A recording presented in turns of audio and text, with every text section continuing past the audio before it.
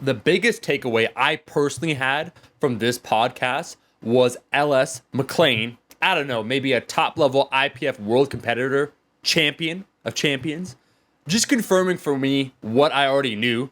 The damn plates at Fortis are heavy, and Eric, I know I hit 375 on the bench. Let's face it, it basically was 405.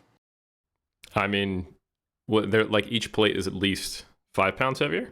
So we both agreed, Ellis and myself, 1 or 2 pounds. So multiply that, by 6, and so that's what, an extra 6 to 12 pounds. So 375 plus 6 to 12 pounds is 405. You get what I'm saying? Yeah, I think it's more like 380, but if you round up to the nearest 405, round it up, right? It's 405. We built it up. On that note, thank you. 315 rounded up to the nearest 405 is also 405. So welcome to the Iron Culture, where your two hosts can both bench 405. Oh man, Eric. Let me just say that, I appreciate that we decided to sit back and let, in quotations, the athletes talk. So it seems like there's a high prevalence of top-level competitors having prior athletic histories. We didn't want to outshine them. That's not the function of the host. Sure, we have all the charisma too, so it's like, wow, this is overpowering. So we let them talk. We had 2 world champions on, Taylor Atwood and Ellis McClain, and they had a lot of insight. And, probably genuinely for me, the biggest takeaway or the thing that I appreciated that they both said and one echoed the other was essentially that, yeah, sure, there's the physical component, that selection process. I did athletics. I have that, a base, the kinesthetic sense of awareness. I have the practice, all those things, skill acquisition. Cool. A lot of people have talked about that. Genetics, cool, whatever, bro. But when they dove into the mental aspect of being, let's say, a game opponent or competitor, Eric, that was interesting.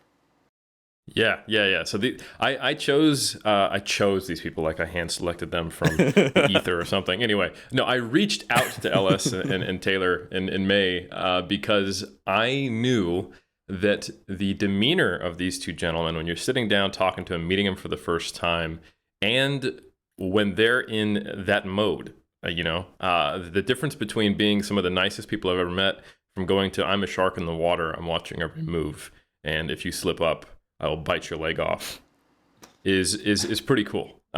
So yeah, I don't want to spoil the pot too much, but I think it's really interesting the perspective both of these champions have with their prior athletic history and how they went from having to claw and fight their way for every bit of ground they made and getting very far in the sports they did prior to powerlifting, and then coming into powerlifting with what I would say is starting with in team sports a anthropometric disadvantage to now being the anthropometrically advantaged individuals on the platform, and boy have they shown.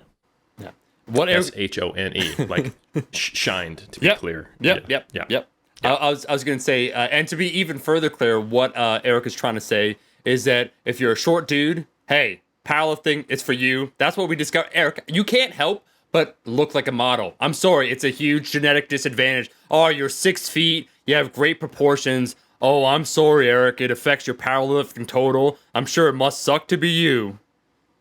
I mean, I'm in the only sports in the world that I'm aware of, maybe besides being like a jockey, right? Where when people ask me my height who lift, I want to lie the other direction. I want to be like, yeah, I'm 5'11", and they're like, oh yeah, you look like you're 6 foot. And I'm like, I am. I just lied. I lied. You caught me. Yeah. And what a beautiful human you are, Eric. The fact that you would choose the only sport that your height would be a disadvantage. It's like you're suffering for the rest of us. You could have done anything else. I'm pretty sure you'd be a masterclass water polo player. But you're like, you know what? Powerlifting. Let's do it. Now what? I'm at a disadvantage. Well, I'm going to do it. Well, I from a young age, I realized that I had certain talents, and I wanted to make sure that I didn't outshine or, shone, depending on the tense we're using, others. So I made a very rational decision at a young age to choose the sport where I wouldn't be a world champion. Right. And it's unfortunate because I haven't been trying very hard. I've been consistently training, trying to be a good example. Sure. And I've actually got a lot farther than I ever meant to. This is, how like, Dragon Ball Z, like over 9,000. This is me at like 9, just 9, 9, yeah. And so, I'm trying to hold back to give everyone else the space to succeed and show their stuff. I'm not going to say there's a contest for humility in the world, but if there was, You'd win it. I'm not the one to say it. Yes, but whatever you just said, I can neither confirm nor deny it, but it's absolutely true. I'd be the champion. I'll pick up that slack. And so, sure, everyone, go ahead. Listen to these two IPF world champions talk about the mental mindset that they cultivated playing sports, the physicality, and all those other things. I'm sure there's a lot of gems, even if you never competed or had any athletic endeavors, that one can incorporate into the training. But just remember, we're doing this for you. We're making sure we don't hit PRs so we don't, once again, outshine anyone else. And that's just what we do. It's about raising everyone else up and essentially pushing ourselves down. Absolutely. So, I think in all seriousness, there's a reason why now, with the influx of competitors into powerlifting, that we're starting to see former athletes dominating the ranks of the USAPL and the IPF in general. And maybe this will give you some insight into that's not just, oh, they got the elite level genetics, bro, but also what goes into making the mind of a champion. Eric, we usually have to address some sort of controversy when we begin any episode. And, this one, of course, I think Taylor probably thinks we're going to mention his hair, but ain't nobody want to talk about your hair right now. There's bigger fish, I should say, to fry. And I think someone that is most poised to answer this question, I'm going to bring it over to my man, LS. And I want you just to answer this definitively for everyone out there. A few years ago, Ellis, I encountered you at Fortis Fitness. I noticed, I'm like, oh, wait a second. I've creeped this man's Instagram. I see him benching 475 in a powerlifting rack. And I saw you bench it, and it was quite impressive. And then we just got to chatting a little bit. Ellis is like, I do not recall this at all. Don't worry, I did. It was memorable for me. And I remembered you saying something, and I just want your own honest opinion on this, because I've said this in videos for quite some time, and it seems like every time I visit another gym that's not Fortis, which I love, the gym that I belong to in Toronto, I get stronger, I'm going to say in quotations. And that is because I put forth that the plates are heavy. Now, I don't know if you remember, Ellis, when you're in Toronto, bench pressing, what you said to me afterwards, but what do you think about the plates at Fortis? Were they heavy? Were they not heavy? What did you feel? Those things are heavy. Thank you. Okay. Thank you. Listen, I swear those things are like, I don't know, they said 45 pounds. That's a lie. They're straight gravity. Those things are heavy. They were heavy. No, Else, 475, I remember. I remember how heavy that felt.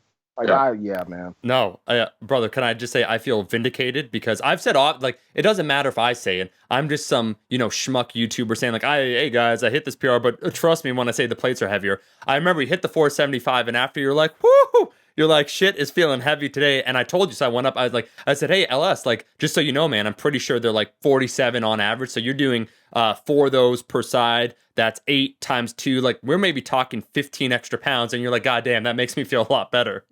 Oh, I was hurt. You know what I mean? Like 475, that's like a standard, like, let me go knock this out real quick. And it's like, and I remember I had a nice little squat going on. You know what I mean? Like, I'm gonna hit around 6 plates on these boys real quick. I'm gonna that real fast.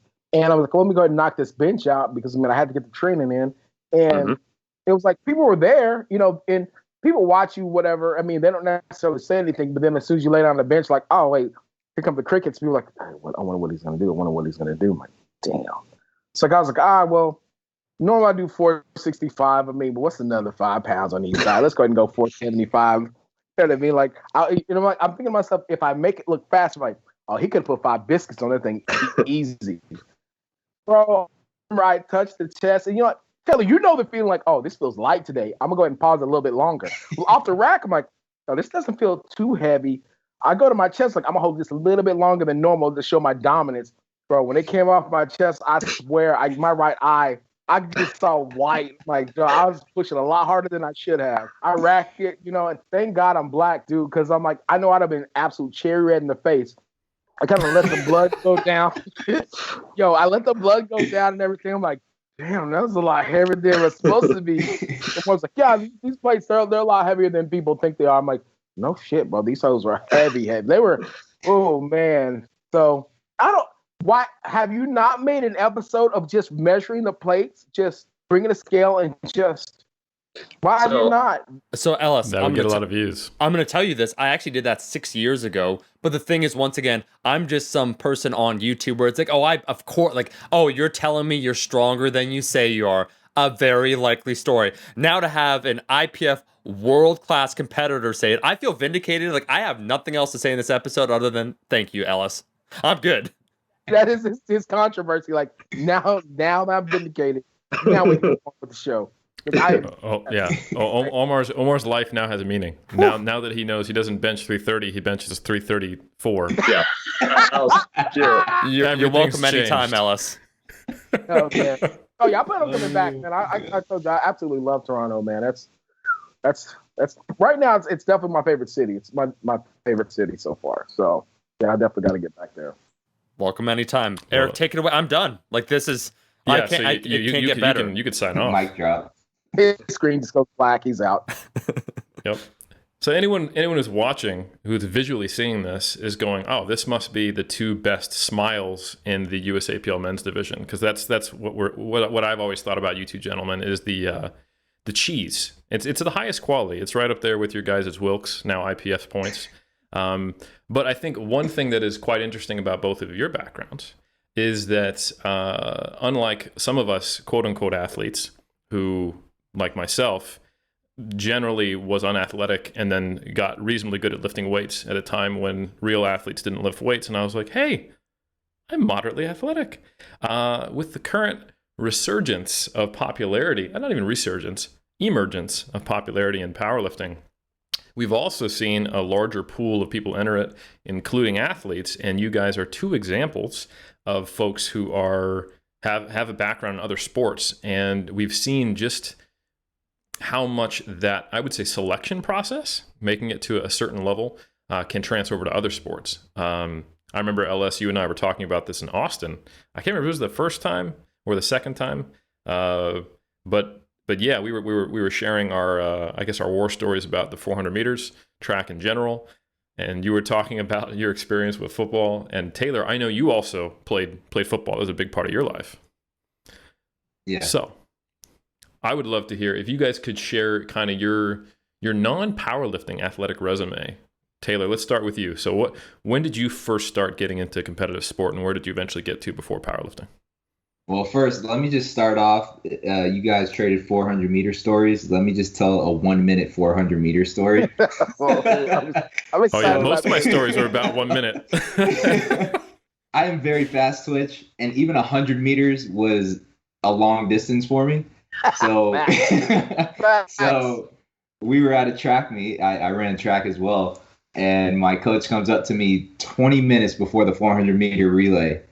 And he comes up to me. He's like, hey, one of our guys dropped out. You mind hopping in for him? And I'm like, oh, what? And he's like, yeah, you mind hopping in? I'm like, sure. So I'm running the third leg. And I'm like, I'm not fast. Why are you putting me on the third leg? So he puts me on the third leg. My heart is racing before the guy hands me the baton. I take off, and I'm doing actually pretty well for the first 100 meters.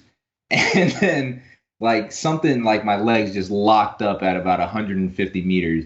And then I'm sitting there around, getting around the curve, 200. Then I'm at 300, and now I'm just like chest like this. My head is bobbing. I'm wailing, and I'm last on the leg now.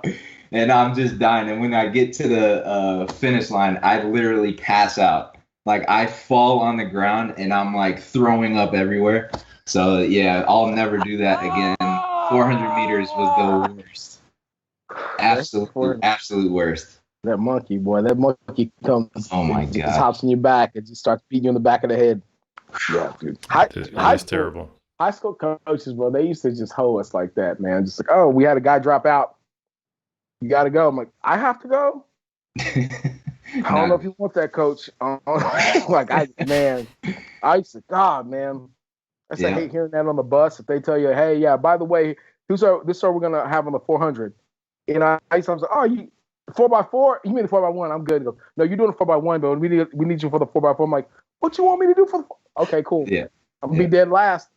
I'll be dead last. That's what you want. Cool. I'll give you what you want. I'll run the race. I'm not going to run your race, but I'll run the race. So Oh, I'll run a race. I'll Yeah. be there somewhere. All right. So So you clearly weren't the best at the 400, but what were you good at? So growing up, I grew up in a family of a lot of cousins, and they were all boys. So I was the youngest. I was always the runt of the group as well. My family isn't big to begin with, so I'm 5'6" and haven't grown since probably 8th grade. But my family, they're all less than 5'10", so just very, very short. But we were all athletic. We played every type of sport. So name it, we dabbled in it. So for me, I always wanted to just be a part of my cousin's family, and we were very close. So I was going over their house every weekend, and we were playing every sport that you could think of. And I just wanted to be like one of the guys. So every time that I was over there, I was the youngest, I was the runt. I always had to try harder to just keep up with them, whether it was basketball, football, kickball, wiffle ball. I was just trying to keep up with their pace. So I always tease them today. I'm like, you guys made me the competitor that I am. And it's so true. So growing up, I literally played every sport. The one that I latched onto the most, surprisingly, was basketball. So, and that's surprising for a lot of people when I say that. But I was a better basketball player when I was younger than football player. It was probably 6th grade when my dad said, because I made my middle school basketball team, and I was still maybe like 5'3". But I was a baller. I knew how to play basketball. I could score. I was a team player. So, but he knew that I wasn't going to grow much taller. And he gave me an ultimatum. He said, look, you don't have to give up basketball, but you have to choose what you're going to dedicate yourself to get ready for high school. Because that's what we were really looking at middle school for. He's like, this is where it begins. And I'm like, okay. So I was like, you're right. I'm probably not growing much, so let's stick to football. And that's what we did. So when I was probably, I loved football and I was good at it, just naturally. But I think where the inflection point came in was when I started actually lifting weights. And it just made me gave me more speed. I was stronger. It gave me more confidence. I was also what they call older, lighter. So I was older on a lighter football team. So in Little League, they have 95-pound, 115, 130. But I was in 6th grade while some of the other guys were in 5th grade. So I was a little older on the team. But that just continued the momentum in terms of just building strength, building speed, and now I was kind of a big fish in a little pond. So I was able to stand out a little more and just continue to gain confidence in myself. And I've been lifting weights since I was 12 years old. I've mentioned I played sports. I played hockey. I've played golf, baseball, basketball, football. I mean, everything. And I've just naturally been good at every sport, which has been a blessing. So it was almost an easy transition to come into powerlifting because I was just naturally gifted in terms of strength. And now I was able to kind of just put it into a format that suited me best. Mm-hmm. So where was the peak for you as far as where you took other sports? What's the highest level that you got to in team sports that you played? I actually got to play some Canadian football. Shout out Omar. I got to play in British Columbia for the BC Lions. I had a professional, they call it a pro day. So that's where you get ready, showcase your skills to all the NFL, some CFL teams. I did that at the University of South Florida. And it was a blessing in disguise because the year that I graduated college was the year that USF had a projected second round pick. So they had Lovie Smith was there for the Bears. He was the head coach. This is NFL. Bill Belichick was there. All 32 teams, and it was such a phenomenal experience. The most memorable part of that entire experience was the bench press, 225 pounds, how max reps, how many times can you do it? And I was fast. I ran around roughly a 4.5, but at my size, I was 5'6". I weighed in at 183 pounds. I need to be in the 4.3 range if I even want to get a sniff. So they literally have the sheet. They're checking the 225. They're checking your shuttle time, your 40, and if you get a check mark on each one. And I went up to one of the scouts afterwards, and the only thing I had a check mark on was my shuttle time and my bench press. So the most memorable about the bench press was I hit 225 30 times. And I don't think when I walked up to the rack, I mean, I'm 5'6", 183 pounds. I don't look like much. And I start repping them out. Everybody's like, oh, shit. And then they're like, and it's like the entire weight room, all the guys are around you looking at you. So the atmosphere, the testosterone was there. You're trying to show out for all these NFL coaches. Once I hit 15, they were like, oh, he's a bench presser. So I bump out 5 more, and they're like, come on, keep going. So I bump out 5 more, and I'm dying. I'm at 25, and I'm like, the lactic acid is starting to build now. I'm like, uh-oh. And they're like, knock out 5 more. And that's all I remember hearing was knock out 5 more. And I did it. I was like, that was what I had my mind on. I'm doing 5 more. I'm going to do it. And I hit 30. And after that, I got a handshake from Bill Belichick, which was pretty cool. And then on the field, we were doing field drills. He said that I reminded him of Danny Woodhead, which I thought was a pretty good compliment because that's when Danny Woodhead at the time was like balling out for the Patriots. Yeah, it was.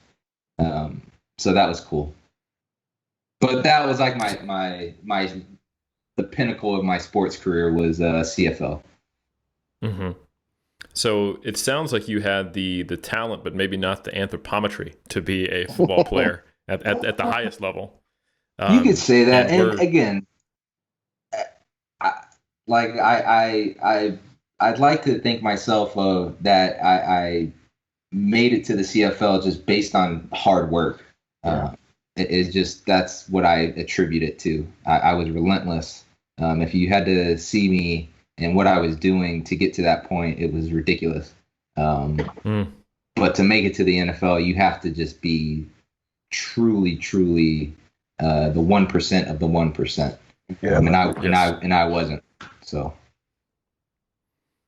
Well, I guess you're doing okay in powerlifting now, but yeah, I mean, I'd say it's like a solid performance. I don't want to blow your head up too much, but it's all right. It's all right. Yeah, you do. Listen, okay. I've always been strong. Mm-hmm. My father has always been he's 5'9", 5'10", but my grandfather, he was 6 foot, but just a brute of a man. His hands were like, not that my hands are huge, but he was dwarfing my hands. Just a big boned guy. But my dad's side, my mom's side, they've always been athletic and strong. So genetics certainly played a factor. Did you feel you got more rewards in the weight room in terms of that kind of, you described that environment on which you were doing that 225 for reps? Was that something you experienced on a regular basis in the weight room as part of your career in sports? Great question. Yes. I remember another fond memory. I was a freshman in high school, and I'm coming in, the new kid on the block, seniors there, right? They want to haze the freshmen. And I'm only like 5'3", 5'4", 150 pounds soaking wet. Well, we were maxing out the first day of football. So we're there and maxing out bench, squat, and hex bar deadlift. So on the bench press, I honestly don't remember what I got on bench and squat, but the only thing I can remember is hex bar deadlift. So we have the hex bar. We throw on, it's around like 405. And again, I've just naturally always been strong. My dad has built a pretty good foundation for me leading into freshman year. So I'm strong, but we've never done a hex bar deadlift. So we worked on our lumbar strength, but never specific to that. So we didn't know what the hell I could do. So they throw on 405 just to throw something on the bar, and I lifted it up and it was cake. We were like, throw on more. So they throw on 25s, and that went up like a piece of cake. Long story short, we're up to now, everyone's done maxing out. They're now all looking at me, watching me, just like the 225 in the weight room. We're up to 575 pounds on the hex bar deadlift.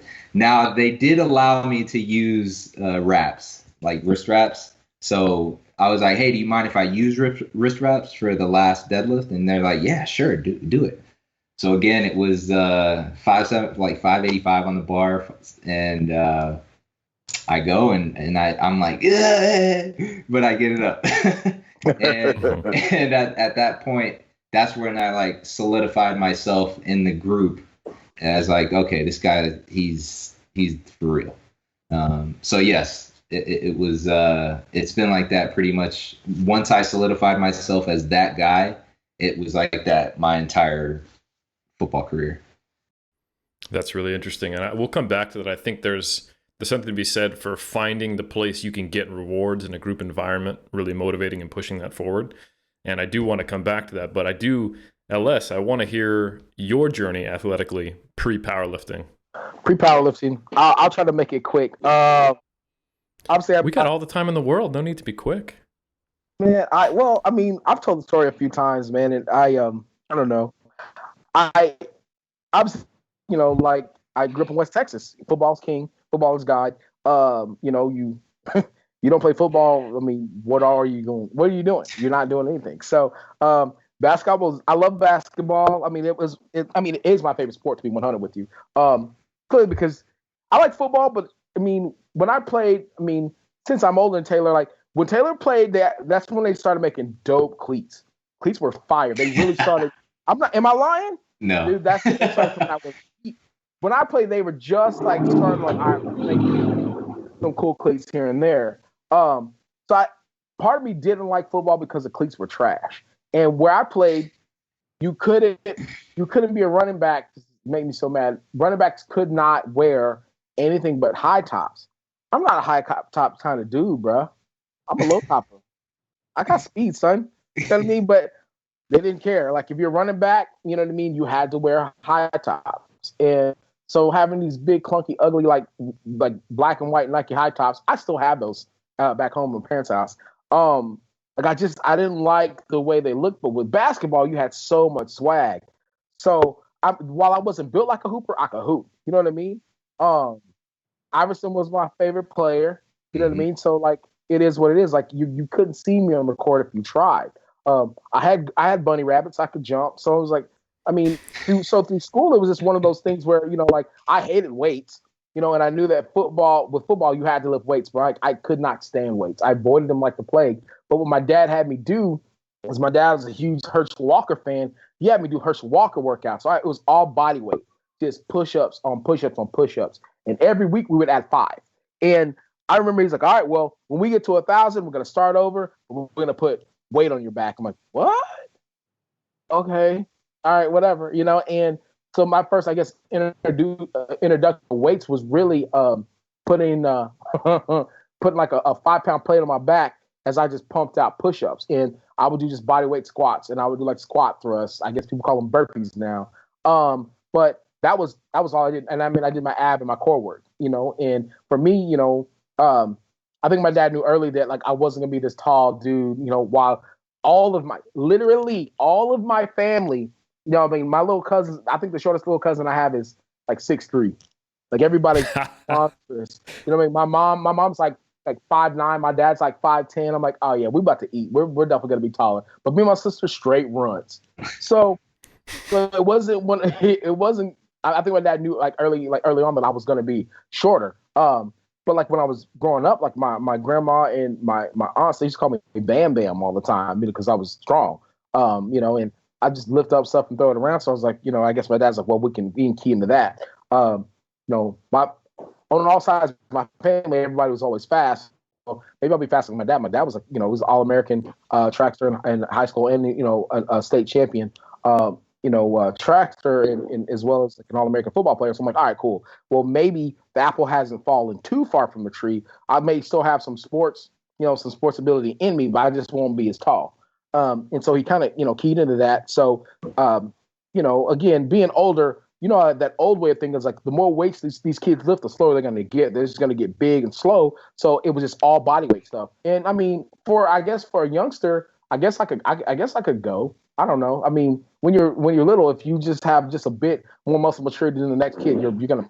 So I mean, it's kind of like Taylor. It can be if you're just a little bit more mature muscularly. I mean, your body's a bit more mature.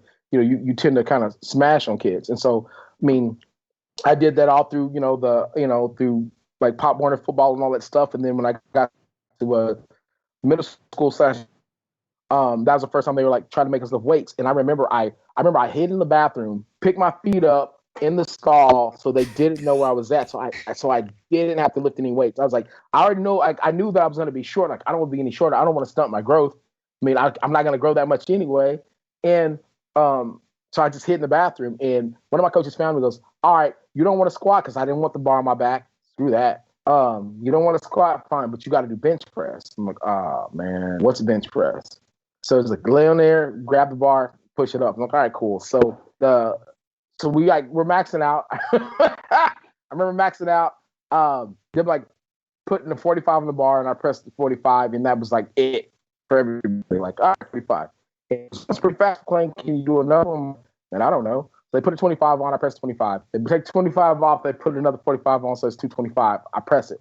Like, that's pretty easy, McClain. Like, yeah, I mean, what else do you want me to do? I'm just, you're just a boy and you don't want to do it. You're just being typical, like, all right, yeah, what else do I have to do? I remember, what else do I have to do? It's all right, let's put another one on. So they put on, we work up to 275, and like, right when I hit 275, and it was kind of, it's a lot slower than the other ones. I'm like, that's kind of heavy. He's like, was that pretty heavy? I'm like, yeah, it's heavy. He's like, you want to do more? I'm like, no, I'm good.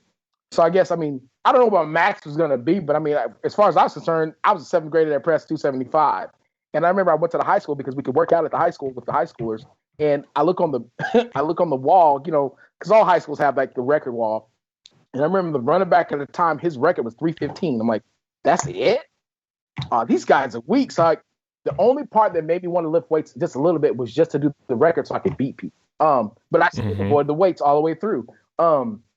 I mean, I wanted to play basketball because they had the dope kicks. You know what I mean? Like, I mowed the lawns to get the Jordans, and babysat, did whatever I had to do to make sure I had the dopest kicks out there. And so that was part of the reason I like playing basketball. And of course, all my friends that played baseball, it's like, all right, well, I guess I'll do that too since my friends are doing it. I didn't suck at it. You know what I mean? And of course, at that time, like, it was about Bo Jackson and Deion Sanders and everything. I'm like, wait, they could do football and baseball. All right, I want to do that too. You know what I mean? Like, so, and again, my really good friends, like, one was a pitcher. He played basketball. The other one was a quarterback. He played football. I was like, well, shit, I want to be where my boys are at. Like, sports are like kind of how Taylor said, sports has never really been a problem in terms of like, being better than the average kid, because that's all we did. I mean, we were still in the play outside era.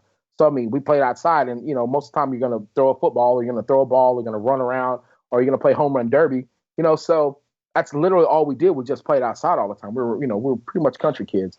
So by the time I got to high school, it really wasn't a question of what sport I was going to play, but rather like if I could fit them all into one. But by that time I realized, like, what, girls like the guys that play the sports, but they in my town, they also like the guys that sang well. They like the guys that acted. Because we had like a really good choir program. We had a very good theater program. So I was like, I'm gonna do that too. And I hit that point where my coaches actually allowed me to do a little bit of everything. I've always been a busybody. So for me, like I had about a 2-year period where like I really did not want to play sports. I just wanted to. I didn't really want to go to Hollywood, but I just love being on stage.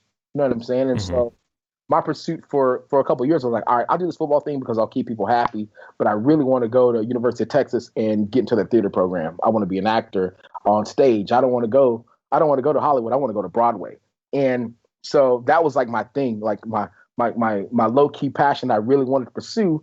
I mean, my whole family can sing, so I was like, all right, well, I mean, I guess I can use that talent too. Like, if I can sing well, then I'll go there. And I was like all state choir and all that stuff. So I was like, well, maybe the arts is where I need to go rather than this football thing. But my uncle, I should say my great uncle, he was like straight legend at the high school that I went to. So I was like, well, I mean, I can't really let the McClain name down, so I guess I'll play. And I ended up balling out pretty well. I mean, I'm not gonna front, I balled out pretty well. And but then, and I'm sure Taylor can attest to this. When you're coming out of high school, you're not, if you're a running back or a special guy and you're not 5'10" plus, it is like oil and water trying to get a recruiter to really look at you, like to go to school. And Florida State's always been my school, and I got offers from a bunch of dope schools, but I did not get that offer from Florida State. And I'm gonna be honest with you, man, I was so heartbroken that I didn't get that offer from Florida State. I mean, I got a scout to come and check us out. Me and my buddy actually, and he was just straight up honest. He's like, "You guys are just too small." Wait, physically we're too small. He goes, physically you're too small. You don't have the ranking, and your school is too small. I'm like, oh, okay, that's a bet. And I remember we had that talk. We had a game that was on I remember that was like on a Thursday. A Wednesday or a Thursday. Because that next game that next day we had a game and I was heated, dude. I'm like, I'm about to show this fool. I'll show you too small. And I break my hand in the game. And so I played the rest of my senior year with a cast on my hand. I still racked up an additional 1,000 yards with a cast. Still led the team in receiving with one hand. Still threw 3 touchdowns. I was a man on a mission, like to show this dude, like I'm bigger and better than anything that you think. You know what I mean? And again, when you're smaller, Taylor, he can attest this. When you're smaller, it's not that you even have a chip on your shoulder. You just have this extra gear that you have to drop into, because everybody that may not have as much talent as you do, they're if their stature is just that much bigger, they're gonna get the look way faster than you're gonna get the look. So the only way you get the look is you got to make that tall dude look like trash every single time you touch the ball. And like, bro, that was my thing in my head. I was like, I've got to be Barry Sanders with my feet. I've got to be Randy Moss with my hands. I have to have the eyes of Walter Payton. I want to be the nastiest dude that ever touches this field every single time. I was a nice guy, but bro, as soon as that ball touched my hand, everybody and their mama had to die. That was just how it was. And you know what I mean? Like, I don't know, man. So I kind of carried that with me. It's pretty much how I how I am when I lift. Like, dude, no one's safe when I lift, bro. That's just how it is. Like, I mean, I'll smile all day. Taylor will tell you, I will smile. We will smile in your face all day long. But in the back of my mind, I was like, you gotta go. There can only be one man standing when this is over with. Am I making this up at all, Taylor? Is anything I'm saying sound ridiculous? No. Everything that I'm saying is spot on. So, I mean, I feel like a lot of times we smile now, man, because of all that heartache and all that crap you had to go through early. You know what I mean? Because this right here, lifting is nothing compared to just, being damn near ashamed of your stature, and being mad because like you're not, give me 2 more inches. You know what I'm saying? Like, not if I was just 2 more inches taller. You know what I mean? But I mean, I carried that with me all the way through, man. And I started my journey, like, oh, I'm going to go to Texas. I'm going to go big school D1. Man, I didn't want to do that. Like, I knew I'm not going to get the looks I need to go. Well, if I go to a smaller school, maybe I'll get more looks. And I go to a smaller school and I don't get the looks that I think that I'm going to get. So that makes you work that much harder. And by the time I got done at ACU, shout out the Wildcats out there. By the time I got done there, man, I had enough looks from a few scouts, that they dealt directly with my mama. It wasn't talking to the school because I felt like I got screwed in high school. Then me waiting for the coaches to help me. So I was like, you know what? Talk to my parents. So my mom did everything for me. I mean, if I'm gonna go to the next level anyway, like why am I dealing with some dude that I don't know? So my mom did all the talking. She did all the negotiating. I got invited to a regional combine. We get up there, and she's like, "Well, do you really think you get a better look at this, or would you rather just try to have your own pro day?" So I had a buddy that was getting looked at by the Seahawks, and so he let me sit in on his pro day, and bro, I went in. I went absolutely in, and I mean, I ran track. Obviously, I ran track in college. Man, I mean, I'm not around off of 4.2. I remember like they let me have like 4 of my teammates be there, and they couldn't do anything. Obviously, tell you pro day, your people can't help you, but they could at least stand on the side and they could yell for me. You know what I mean? So they yell for me, and it's I remember my strength conditioning coach was like, just like back in the gym, baby, just like back in the gym. I don't know. I blacked out. I was like, if I can get 30 reps. Dude, 30 reps is huge, like when you're small, So I'm like, bro, if I get 30 reps, it's a wrap. You know what I mean? And I don't quite remember when I hit that 30 mark. I just remember when I hit that 30 mark, they were like, yeah! I said that. And that wasn't one of those things. I don't know. I don't know if you can say that you could do more. I don't know if you can say that, I had more left in the tank. I remember that I wanted to at least be able to set that weight back on the rack without any help. That was my goal. Is like I want to show that I have more in the tank, but I want to be able to set it back on the rack and walk away like, hey man, I got more left in the tank. You want to see more? You need to pick me up. You know what I mean? Like for me, everything had to be a strategy. Like you have to want to see more of me. And I felt like my 40 did enough talking. You know what I mean? Like I know for a fact there was not a person in the combine that could mess with my 40 that year. I know for a fact. You know what I mean? And here I am like not even getting a chance to really work in a regional combine, having to do a pro day just to get a chance to get smelled at. And so, you and a lot of people didn't even get that opportunity, man, because it wasn't like I started every year, all year. You know what I mean? Like I had one baller ass year and I'm like, I'm gonna have to work with that. That's what I got to work with. You know what I mean? So, strength has always been it always kind of worked, for me. And I always had that in my back pocket, but I didn't want to be the small little bowling ball that they were going to put at a fullback because you can't be the short and really do anything else. I mean, I go bust a wedge. I don't want to do any of that, and I split out as a receiver every now and then because I had a little speed, but I didn't really want to do anything. I wanted to run the ball. I wanted to return the ball. So, I went in knowing like, well, if I'm gonna do this pro thing, I'm well educated, you know what I mean, and I'm very capable of living outside of pro ball. So I'm gonna kind of go in with my own, agenda. Like, listen, bro, this is what I want to do. If you rock with me, that's cool. If not, then I mean that's fine. There's tens of thousands of other men that want to do this job. You know what I mean? I'm cool with not playing on your team. And like I said, I got a couple practice squad looks from the Cowboys and the Colts, and I got the closest I got to actually getting to the CFLs. Like I was inactive American on the Edmonton Eskimos roster, and I'm pissed because they won the Grey Cup that year, and you didn't get jack. You didn't.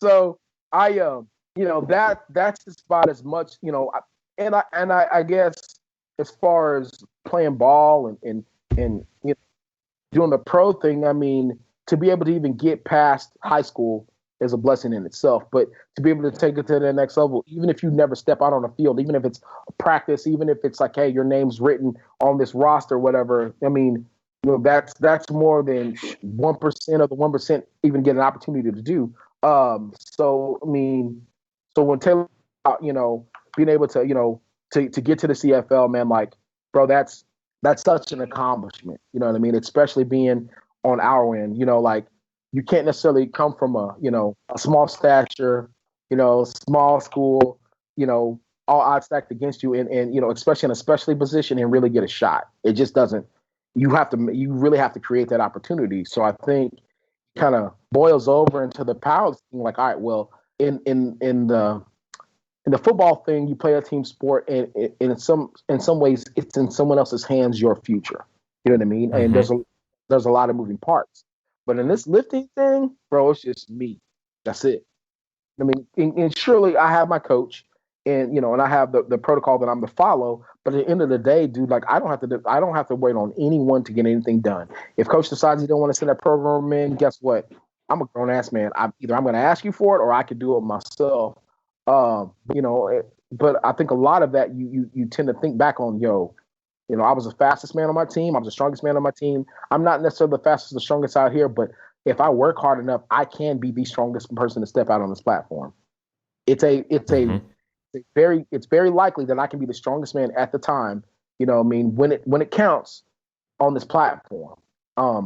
And a lot of cats haven't really experienced that, the team sport thing, and had an opportunity to play at a high level, even have an opportunity to meet up Bill Belichick or to be compared to a Danny Woodhead. Like that's huge stuff, man. But those are little things I feel like you put in your bank, you know what I mean? And you can draw back on it. Cause I'm gonna be honest, man, like if somebody were to tell me, they used to say, they used to call me like Little Bo, like I was like a Little Bo Jackson.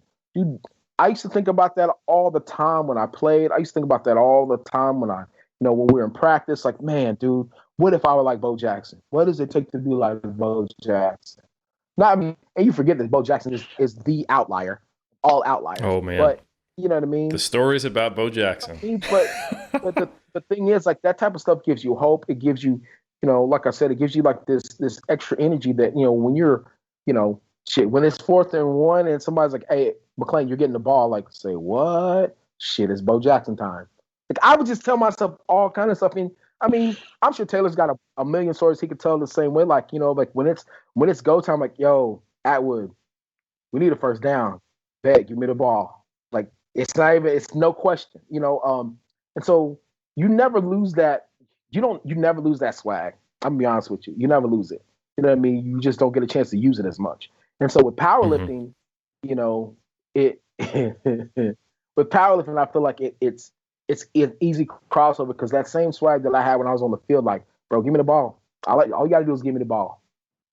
How many you need? Cool, I'll give you that plus one. You know what I mean? Like with powerlifting, I feel like it's the same thing. Like, oh wait, oh word, you're gonna give me the final deadlift? Shit, that's a mistake. I'm gonna get that. I got that. Let me get it. You know what I mean? Like I see Taylor do it countless times. Like, oh word, I got the final. Okay, let me do this real quick. Hold my beer. So like I identify with him a lot just because, like, as an athlete, you recognize that swag, like, oh shit, he's in go mode right now. You know what I mean? Like, it's the same thing in the back. You can tell those. It sounds so whack saying it out loud. You can tell those people that played and were a part of a huddle versus those that never have. Mm-hmm. Based on by the way they celebrate, based on the way they walk around. Like LS, I don't think that sounds whack. I think you're actually speaking to, see, most of the time when Omar and I have talked about this at Iron Culture, we give people what they want, but we also sneak in the things they don't realize that they want, that they really need. So the ostensible, the thing people are assuming that I want to do with this podcast today, and check yourself. If you're listening right now and you're thinking this, realize I'm slowly brainwashing you to be a part of the cult. Mm-hmm. If you came into this podcast going, oh, I'm going to learn about just how genetically elite and the outliers are now coming into powerlifting, and oh man, human potential is so great. No, what I want you to learn, there's a reason. I didn't just reach out to 2 random people in the USAPL. I reached out to people who not only had that genetic talent, but also did not have certain things that would allow them to truly show their abilities in the sport that they were quite good in, despite those limitations, which forced them to develop the mental fortitude that they brought to the platform. And that's one thing I can tell you about Taylor and LS is that they are pressure performers. And I think that speaks to some of the things that I'm assuming, because I am not an elite athlete, that you guys learned through that process. And that's what I'm hearing from you, LS. Is that an accurate depiction? Yeah, dude. Tell you, man. It's my favorite part, no joke. I mean, don't get me wrong, I love competing. But my favorite part about the sport is when you watch somebody that truly just relishes that moment of competition. And Taylor is one of those, dude. Like, when you watch him in the back, now I cannot. It's like you watch people and it reminds you of like your boys, like when you play ball. You know what I mean? Like you watch people like, yo, that dude right there, man, he's on one. You know what I mean? Like at Raw Nash this past year, I got to sit back. I was back in the cut. Usually when Taylor lifts, somehow I'm always like around. You know what I mean? I'll talk to Pops a little bit here and there. Listen, I'll never forget, man. You were in the back room at 2016 Worlds in Killeen, rubbing my calf out. Yeah, it was locked up. We were sitting in the chair, and he's literally rubbing my calf. It's just like it's a common bond. We first time we met was in the Nationals the year before. No, I thought it was Arnold. It was you murked me with the Wilkes. I'm like, God, that little dude was strong as fuck with that. Oh yes. Yeah. On bench. Bro, high key. If I've never been mad at somebody, I'm like, bro, who is this dude? Because in my head, I'm gonna go out here, win this little check, boom. Bro, Taylor comes with this nasty little mention. I'm like, bro, who's the little white dude right here? And I completely forgot the game plan.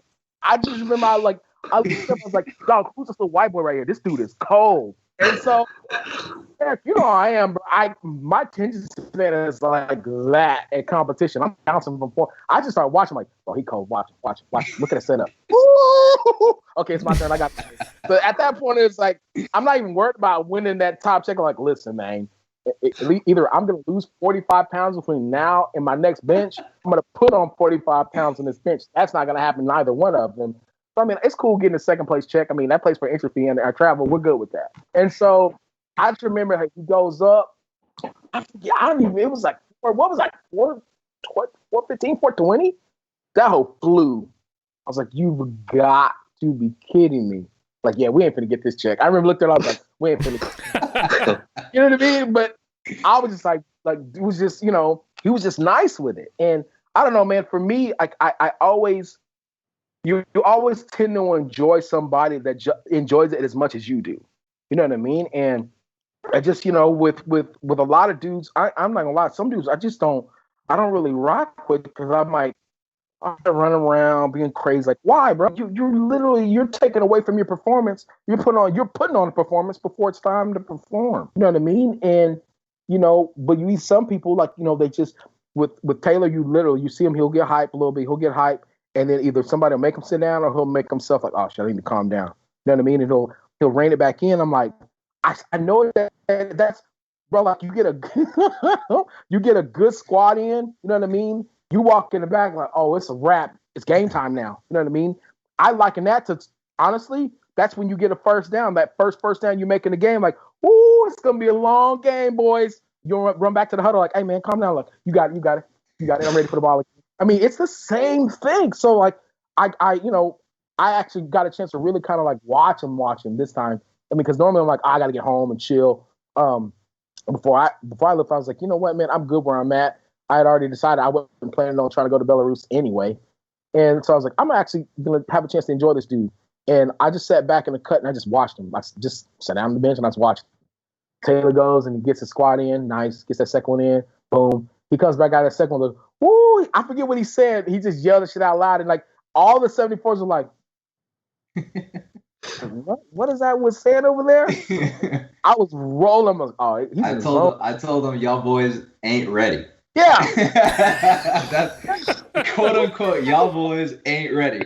Like, well, they weren't. I was there in Belarus, so. I forget the guy's name, man. He was like one of the newer guys in prime time. I remember he like had his headphones on. He looked like, and he was like, yeah. I was like, hey man, I'm gonna tell you, like, and like, I thoroughly enjoyed that moment. For me, that was like, it's for people that don't know Taylor, have never seen him compete. They're like, oh, well, that dude's cocky. But for me, I'm like, bro, that's textbook. Like he's in his zone right now. Like he's enjoying where he's at. I mean, and and a lot of that comes with, of course, with experience of being on the, on the highest stage, the highest level, and with powerlifting, I mean, we've both been at the highest level. You know what I mean? Like there's, once you win that world championship, like there's nowhere to go but down. So you literally, it's like you have to recreate that moment over and over and over again. And it's So at that point, there's nothing else there's nothing else that you do that's going to be, there's no experience, I should say, in terms of competition wise, that's going to be new to you, because you've done what you needed to do. You've already proven yourself over and over and over again. So at this point, it's person after person after person. For Taylor, at least, it's person after person texting your gangster like, I can beat this dude. Oh, word? Okay, bet. You know I'm not all the way 100%, right? Oh, but you still gonna come at me? Okay, that's the bet. Let's go. And so I got a chance to camp. Like, I may not be 100% right now, but I'm gonna hold it down. You understand how hard it is to beat me? You realize how many times I haven't lost? Okay, you sure you want this? Okay, bet. Let's go. Just, dude, you got to watch it unfold. You know what I mean? And that, for me, that was cool. It was inspiring. You know what I mean? Because I'm like, man, I know that feeling. It's, I don't vocalize it as much. You know what I mean? But I know exactly how you feel. You know what I mean? I know that feeling. You know what I mean? Regardless of how young you might be, like, you get a 2 or 3, world championship teams on your, under your belt, then you're the old head. You know what I mean? And like, easy to be knocked off, like easy to be disrespected, easy to be forgotten. So you have this chip that automatically forms again, and it's not a chip that's just been there. It's just forms right then and there. That chip's been on your damn shoulder since you played high school football. You were the smallest dude out there. That chip's been with you when you got to college. I'm like, hey man, I don't know, I'm gonna start that other dude over because he's a little bit bigger than you. All right, bet.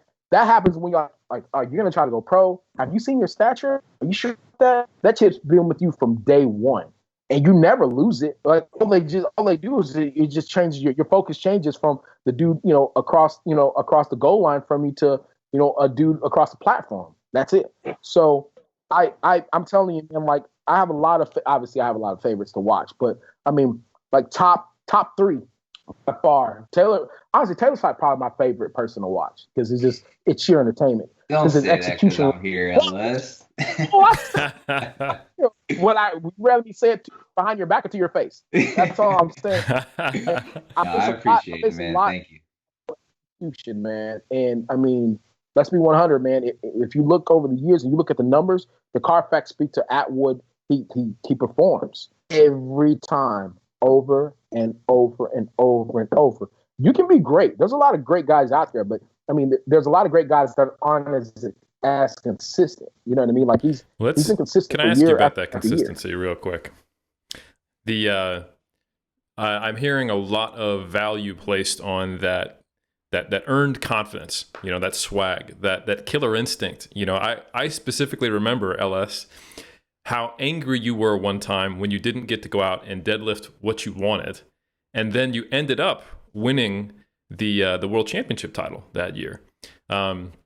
And to me, what I saw there was, because I think I've painted a very, and I think it speaks to itself, the fact that you can look at the entire men's across every division.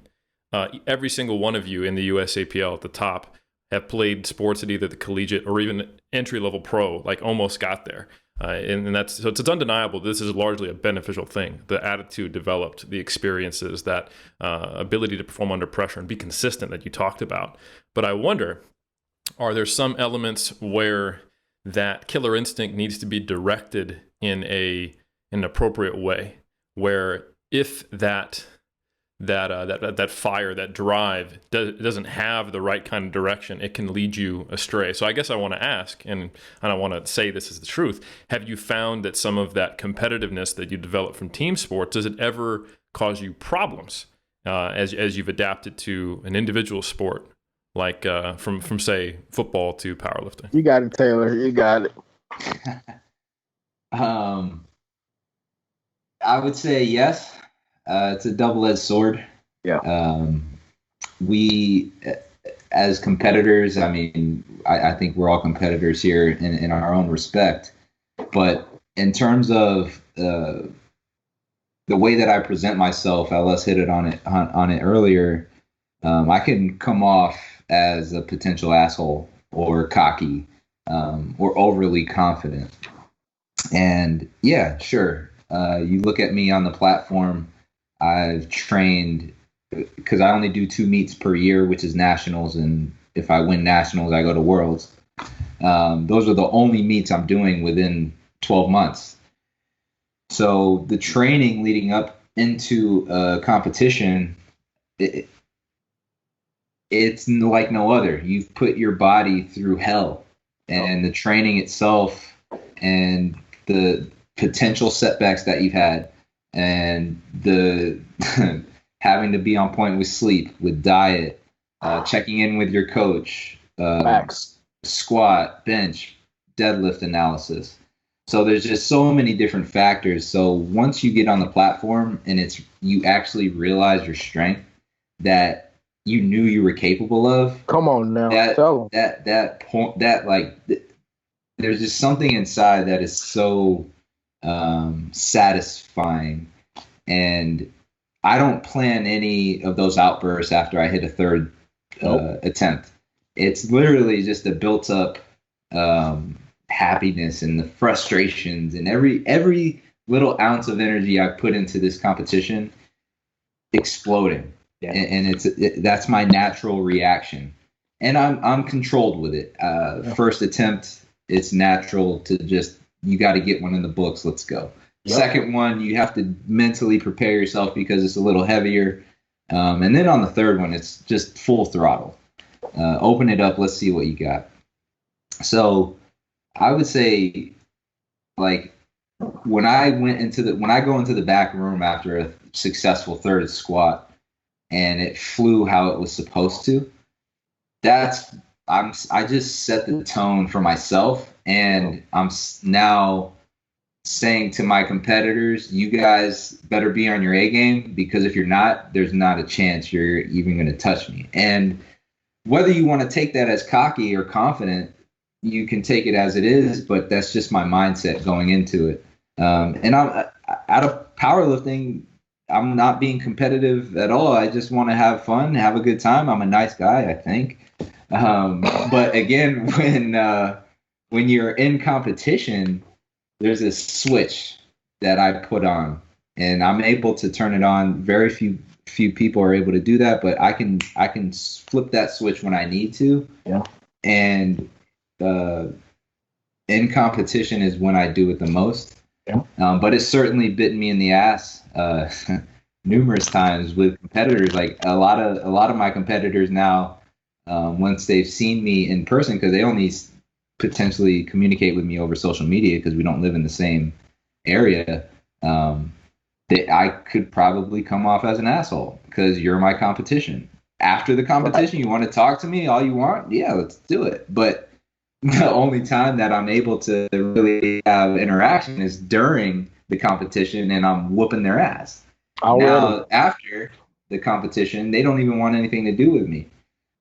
So it's a double-edged sword to be as competitive as LS and myself are, and I'm sure you guys have potentially run across that. If not, good. But it's a double-edged sword. I've been very successful, not just in powerlifting, but other areas of my life. And I attribute that to my competitiveness as well.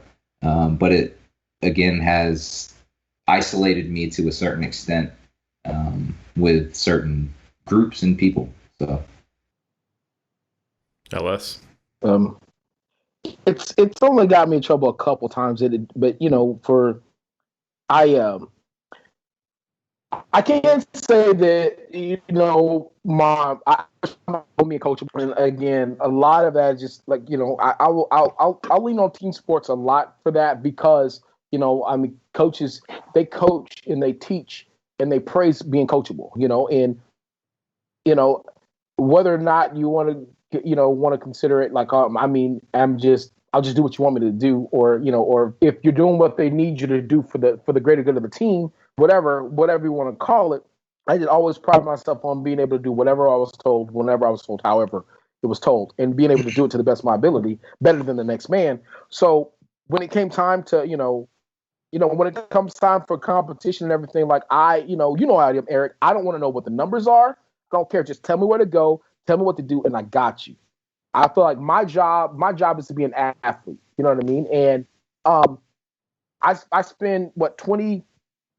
Right now, damn near 20 hours a day being a coach, straight up.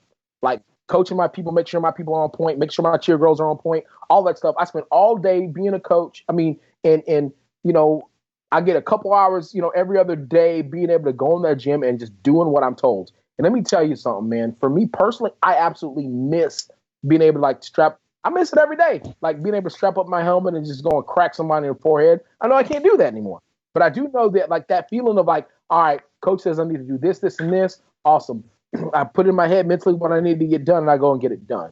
I mean, I did it when I played ball. I do it now. I love that feeling. I still pride myself on being super coachable. So for me, I've had a couple outbursts where my competitiveness is, as you know, kind of got me in trouble. You know, and you're right, dude. When I wanted to pull 700 and they gave me 315, I'm like, what is 2.5 kilos, dog? You see how this shit is moving? Let me get that. I was heated. You know what I mean? It's one thing to pull 700 at a local, but I'm trying to pull 700 at Worlds. That's not a lot of people pulling 700 Worlds at the time. Let me do this. You know what I mean? Like, well, you know, you win. It's not about winning right now. I don't care about beating somebody else. I'm being 100 right now. People don't listen. People laugh at me, you know, because they don't know the full story. The full story is I don't care about beating other people. I care about myself. I feel like if my best version shows up, it's a wrap for everybody anyway. I'm just here to do my thing. And the thing is, I didn't know I'm just going to go out here and do my thing. You know what I mean? And the trust that I have in my coaches, you know, they know I don't need to, you know, they know I want this 317 and a half. That's what I need. That's what I want. And I go out there, all I need is 315. I'm like, man, okay. I was ready to fight everybody. Everyone. Like Big Z was out there. I was like, hey, Vic, you can catch these hands too. Everyone could have caught I was ready to fight everyone. Because in my head, like I knew what I wanted to do. I've never been married to don't get me wrong. But in my head, I knew that, you know what, I've done 317 before. You know what I mean? That's cool to do it, you know, on a national level. But I want to do it at Worlds. I want to beat anything I've ever done at Worlds because deadlift has always been that thorn on my side that's always held me back. And I finally started getting to that point of breaking through. Like, dude, this is not just for, it's not meant for me. This is not for me right now. This is for LS that couldn't hold on to 620 pounds that almost bombed out of nationals in 2013 because I couldn't hold on to 634 pounds. I used to go in the bathroom and cry when we got to deadlifts. I'm like, bro, I can potentially lose this because I suck at deadlifts.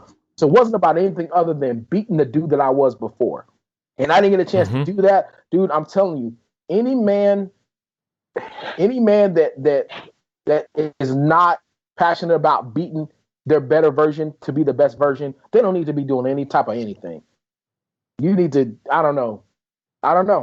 You don't need to exist. Anyone that exists right now that doesn't want to make the world better, that doesn't want to do better, that doesn't want to help people become better, what are you here for? You're taking up space, homeboy. You're bottom of the totem pole as far as I'm concerned. So for me, when I'm out there trying to do my thing, I want to be the best possible version of myself that I can. And when I felt like at the time that I wasn't allowed to be that, but I was ready to fight somebody. Yeah, it'll get me in trouble if I don't check it. But I mean, I come in the game knowing like, hey man, I know how I am. And Taylor will tell you, you know, I mean, every person, you learn about yourself a lot. I mean, as you get older, but I feel like when you play sports at such an early age and you just continue to do it over and over and over, you start learning a lot about yourself. You learn the type of person you are early. I'm talking like 7, 8, 9 years old. Like I know the type of person I am. I know that I'm either the one that doesn't like to get hit or the person that likes to throw the hits. I know I'm the person that likes to get the ball or the person like I like to cheer that other person on. You learn early the type of person you are. You learn how you're built way early. I mean, you know, so I've always known that I was built that way. Like, hey man, I'm trying to be that dude I'm trying to break necks and cash checks every single time I'm out there. And if I'm not given the opportunity, then you and I literally have a misunderstanding in front of the rest of the world. Because I'm gonna let you know, like, hey man, that's some whole shit what you did to me. You know that, right? It was about nothing other than, I mean, and it's selfish, I'll admit that, but like, dude, if you want me to help this team, let me do me. You keep me from hitting this number that clearly I'm capable of doing is you're not letting me do me. You're not letting me help this team. You know what I mean? And again, I didn't care anything about, bro, I don't know, when you're so linked in making sure that you help the team, I felt in my heart, I know I'm running numbers in my head. If I pull 700, I do this, and this, I can win this thing. I can help the team. I can get these points. Like, okay, I did 315. Bro, what is that going to do for, okay, okay, cool. Because I was ready to fight somebody. I just don't, I don't ever want to not do my best, given the situation that I'm in. You know what I'm saying? And absolutely. And I appreciate that you answered that so honestly, because just like you did with my previous questions, you really showed what I think I played devil's advocate a little bit there, like, hey, you guys got this killer instinct, but maybe it's bad. But the reality is that's not the first time you had to juggle that. I mean, being on a team for nationals, yeah, you're on a team, but compared to playing team sports and having to make a decision and whether you even get to play and trying to manage your anger and that killer instinct while you're also trying to run a complex play, and react to other people. I put that devil's advocate out there. I put that example out there because I wanted to hear those conflicting emotions that you had, because I saw them when they were there, and it all made sense to me. Because I could, not that I've never been in that position, but I can absolutely think, how would I feel, if I had to hold back on the world stage something that meant a lot to me, but potentially in service of the greater good, and have to understand that and work through it. And I think you had the experience already. You've been doing that since, like you said, since you were a young man, learning about yourself, and you knew that would be a challenge. And I think it speaks to the fact that you are coachable. You've actually been, and this is a good segue, you've been on the other side of it. You are a coach. You work with athletes currently. You've been an athlete, and you've been in that position before. So I think learning to direct that energy into something useful is also a huge part, in my eyes, when I look upon you both, is why you're successful as well. So I think that was a really cool insight, and I appreciate the honesty into what that experience is like when you're in that position. Shout out Bill McCarthy. Sorry, man. I'm sorry y'all got you, by the way. Sorry. I thought I was going to choke hold him, man. It was bad. It was real bad. I had to walk off. Like, who does that? They had to come back and reel me in like a patent 5-year-old. And I literally, when I won, I was like, I'm sorry, Bill. He said, it's okay. It's okay. In his head, I know he's like, dude, I should kick you in the head with my boot. But yeah, man. Godly. Would I do it again? Yes. Yeah.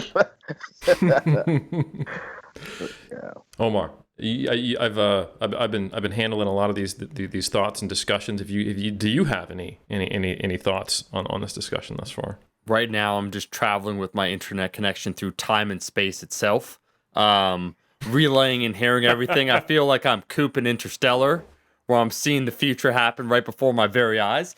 No, I think this has been very insightful, and I think, as you correctly pointed out, Eric, that often when people associate sports, they think, oh yeah, like they played sports, they're doing well. It's got to be genetics, which is kind of a catch-all for someone being competitive, is what they're really trying to say. And they don't really address the mental component.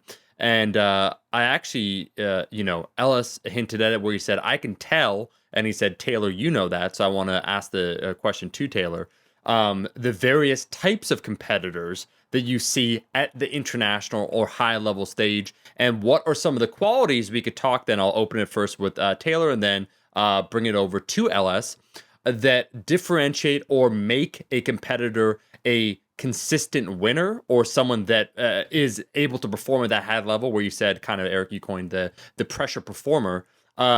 What are some of those things, and what is it about sports or whatever it is that occurred, earlier on in your youth that kind of crystallized that made you able to perform under pressure? So can you maybe just talk about the differences between competitors, and then where you kind of develop that? And then I want to throw that over to LS as well. Yeah, that great question. So the different competitors at an international stage, I've seen them all. Personally, I am more extroverted in terms of competing. Kjell Bakkeland, he's from Norway. He was in my weight class in 2017. He internalized his competitiveness, and he was a straight killer. He destroyed me at Worlds in 2017. He beat me by, I think, like 30 kilos. And me, I was a little more extroverted in terms of voicing how I was feeling, a little showmanship. Whereas he deadlifted 325 and walked off the platform like it was nothing. Oh. So there's anyone listening, like, you don't have to be an extroverted competitor and think that you have to be the loudest in the room or think that you have to dominate anyone and everyone. You can be the silent killer. And I think those are the ones you truly have to worry about, because he wasn't posting anything on social media. He came in just stealthy. I mean, I'd had a background as to who he was, what he was doing in the 83 kilogram class, but I didn't know anything about him outside of that. And he came in and showed up. So, and I think in America, the Western world, we're very showman type of people. Yeah. It's just it's instilled in us at a very young age, I think, by watching sports and trying to idolize or look up to the people on the television and stardom. That's what we want to see. And other countries, they might not have that type of access. Right. So I think, for me at least, I've seen those two types of competitors at an international level. Personally, what has kind of helped me become the competitor that I am today, honestly, I don't think I was as competitive, extroverted wise, until I probably hit high school. High school was when I kind of like had all my friends and the older guys now bringing me in and kind of accepting me. And when I was being successful, that's kind of when I was like, okay, this is new. I've never felt this before. I was a silent guy. I led by example. Now I'm starting to be a little more vocal. And a lot of the older guys, the seniors, would come to me and be like, hey, what do you think about this? And then they started respecting my opinion. So then I started to kind of look at it like, okay, these guys don't respect me just because I'm playing well. They respect my thoughts as well. They want to see what my opinions are and have their opinion validated potentially. So being able to have that respect helped me develop kind of more confidence in myself. And once I started to connect the two in terms of being very successful performance-wise, then I had to figure out mentally and emotionally how to deal with that.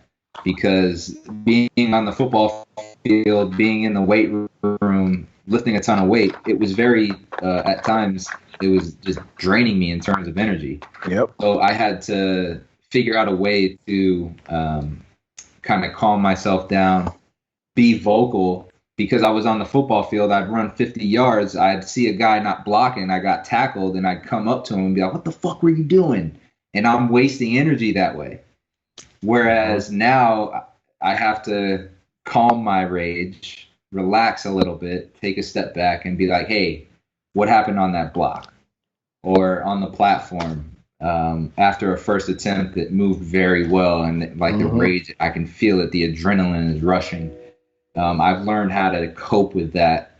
And I still get butterflies, but it's more of a controlled rage that I feel on the platform. So I've kind of been able to do a lot of things in terms of meditation. Meditation has truly helped me kind of just internalize a lot of things and being type A. I'm sure a few of us are type A's here. You're by yourself. It was really tough. It was really tough to just sit there and kind of just collect your thoughts. But it was so empowering for myself. So it's been a process. I had to deal with it at a very young age. And it's kind of just, I've tried to hone that craft because I feel now it's helped me in so many areas of my life. So that's kind of where I'm at. Yeah. Ellis, you mentioned about the huddle. You can identify when someone's been part of a huddle or not at the competitive level. Can you just maybe break down some of those qualities and whether or not, they're positive, negative when you see competitors and kind of their overall attitude? Well, okay. Like for me, like it's you can always tell somebody that's they've been in. It's just the body language. A lot of it's just the body language. A lot of it's just how they take the coaching. I'll use Atwood because he's right here. Okay. So when Taylor, so let's say Taylor go, he'll get his first couple attempts, right? And let's say I'm trying to think. Oh, I don't know that I've ever seen his second attempt go super super slow. It was like three nights ago. I think it was like 3 nights ago. Like your second attempt wasn't as fast. It was definitely at 2019 Worlds, this past Worlds. Second attempt did not move. Yeah. It didn't move well. So, but when the coaches, say if you're getting coached or whatever, or advice is being given, it's the weirdest thing because you kind of go back to what you're so used to. And even when Susie and Matt were talking to me, like the first thing, it's so weird. Like you go up and it's not even like, oh man, I can't believe this is working like I want to make this. I'm getting pissed off or whatever. You literally, you're pissed for like 2.5 seconds because you want it to go a lot faster than what it's going. But rather than this, just let out this like external just outburst, it's like you calm yourself down, you walk up, and as soon as they start talking to you, head goes down, arms going hips, and you like lean in right to that right ear so you can hear. Because that's where the ear hole is. Like, somebody that's been in a huddle. And this is my thing, Omar. I mean, and I know it sounds so weird, dude. Like I as much as I talk, I watch everything. I'm really big on watching people's body language. I read people's body language probably more so than I really do listen to their words. And like I was saying, like you can see the type of competitor that you're going against because after a while, I mean, you see some of the similar things with a lot of the guys, and you're going to see the people that run around going nuts and everything. I'm like, I bet you're going to be toast by the time we get to bench. You know that, right? Cool, I got you. And you just you get a that it's like, oh, that guy's not saying much over there. All right, Pet, I need to keep my eye on that dude right there. You see that guy that's white knuckling, and by white knuckling I mean like he's just so nervous. He's just like grabbing on the seat, just like, okay, what do I do? What do I do? So I mean, and for me, again, it's a football term that I use quite a bit in terms of white knuckling. In that you see, our coaches to teach us to read the knuckles of the guys. You can tell if a lineman's going to blitz, how much they lean into their hands. You know what I mean? And their knuckles get white. You know what I mean? You can see the white knuckles. Like, this dude's about to blitz. He's leaning. He's got a lot of weight on his front arm. He's about to shoot this gap. Either I'm going to pick him up or blitz the screen. I get that bad boy behind him. I'm about to take this thing for 6. So like, I look for little things like that. I still look like for like, it's like this football stuff. Like I look at like, oh, he's got white knuckles. That dude right there, he is super, super nervous. You know what I mean? And like, I look at a person's eyes. I can tell if he's fearful, if he's ready to go. You know what I mean? Like, there's a lot of stuff that I guess over the years I just kind of trained myself to look for in terms of people's body language. Like, all right, even if it's not what's going on, that's what I perceive as weakness. Like, oh, I got you, son. It's a wrap for you. So when I see people, like Taylor, like he'll the bench doesn't go as good as he wants to, or the best is at the very end of the meet when he's got one more deadlift left. Because Pops is going to come around that corner. And every single time, dude, it's yet to fail. He'll go head down. He'll literally kind of look down and to the left, like his ear holes, so Pops can say what he has to say to him. And he'll look up, like focus on Titanic. He's like, all right, I got you. And he'll go. That is the most football thing that you'll ever see an athlete do. It's like head down, you listen. It's almost like you're getting a play. Awesome. You look your coach now, like, all right, look at what you got to go do. Like, all right, cool. It's 4th and 6. Okay, I need 7 yards. All right, cool. I got you. And then you go. It's over and over and over. And that's just from years and years of doing the same thing over and over and over. You drop back into like your what you've normally done for, honestly, dude, we've done it for like 18, 19, 20 years of our lives. So you can tell like Ray does the same thing. You ever watch Ray? Ray does the exact same thing. Blaine Sumner does the exact same thing. Like you can tell a lot of these guys that balled, when when they, back in the day, like there's a lot of guys that just, like that dude was he was a baller. So like I look for all these different forms of body language in all these different people, and for me, it's just like I don't know that, I don't know that they're actually weak, but in my head, like, oh, bro, you're broken. I got you. Like if you're running around going crazy, guess what? You literally burn. You're gonna need that for that final deadlift. You know that, right? Cool. I got you. You know what I mean? If you're signing corner, cool. Either you got something for me, or you don't have something for me. You're just not confident enough to show the world. That's a bet. I got you. So for me, it's like I always just, if he's a nervous guy, odds are I'm probably gonna go and say what's up to him. Like pat him on the back. Oh, you got this, bro. Let's do this. You know what I mean? Again, it might be being me. I mean, it could be me doing one or two things, because you do it on the field. Either you're being nice to the guy because you genuinely like, hey man, we're having a good time on this field, or you're sunning him. Like, you got it, bro. Next time you'll get it. You know what I'm talking about? You know exactly what I'm talking. I used to sun the shit out of people in the game. Like, yo, good job, boy. You did all right. That's pretty good hit, homeboy. That's good. I mean, I still got 20 though. Still got 20. All right, I'll see you in a little bit. You know what I mean? But so for me, it's like I still kind of do the same stuff I did when I played ball, and it's not necessarily me like disrespecting my opponent, but for me, it's just like, bro, listen, if you haven't figured out by now who I am, it's a wrap for you.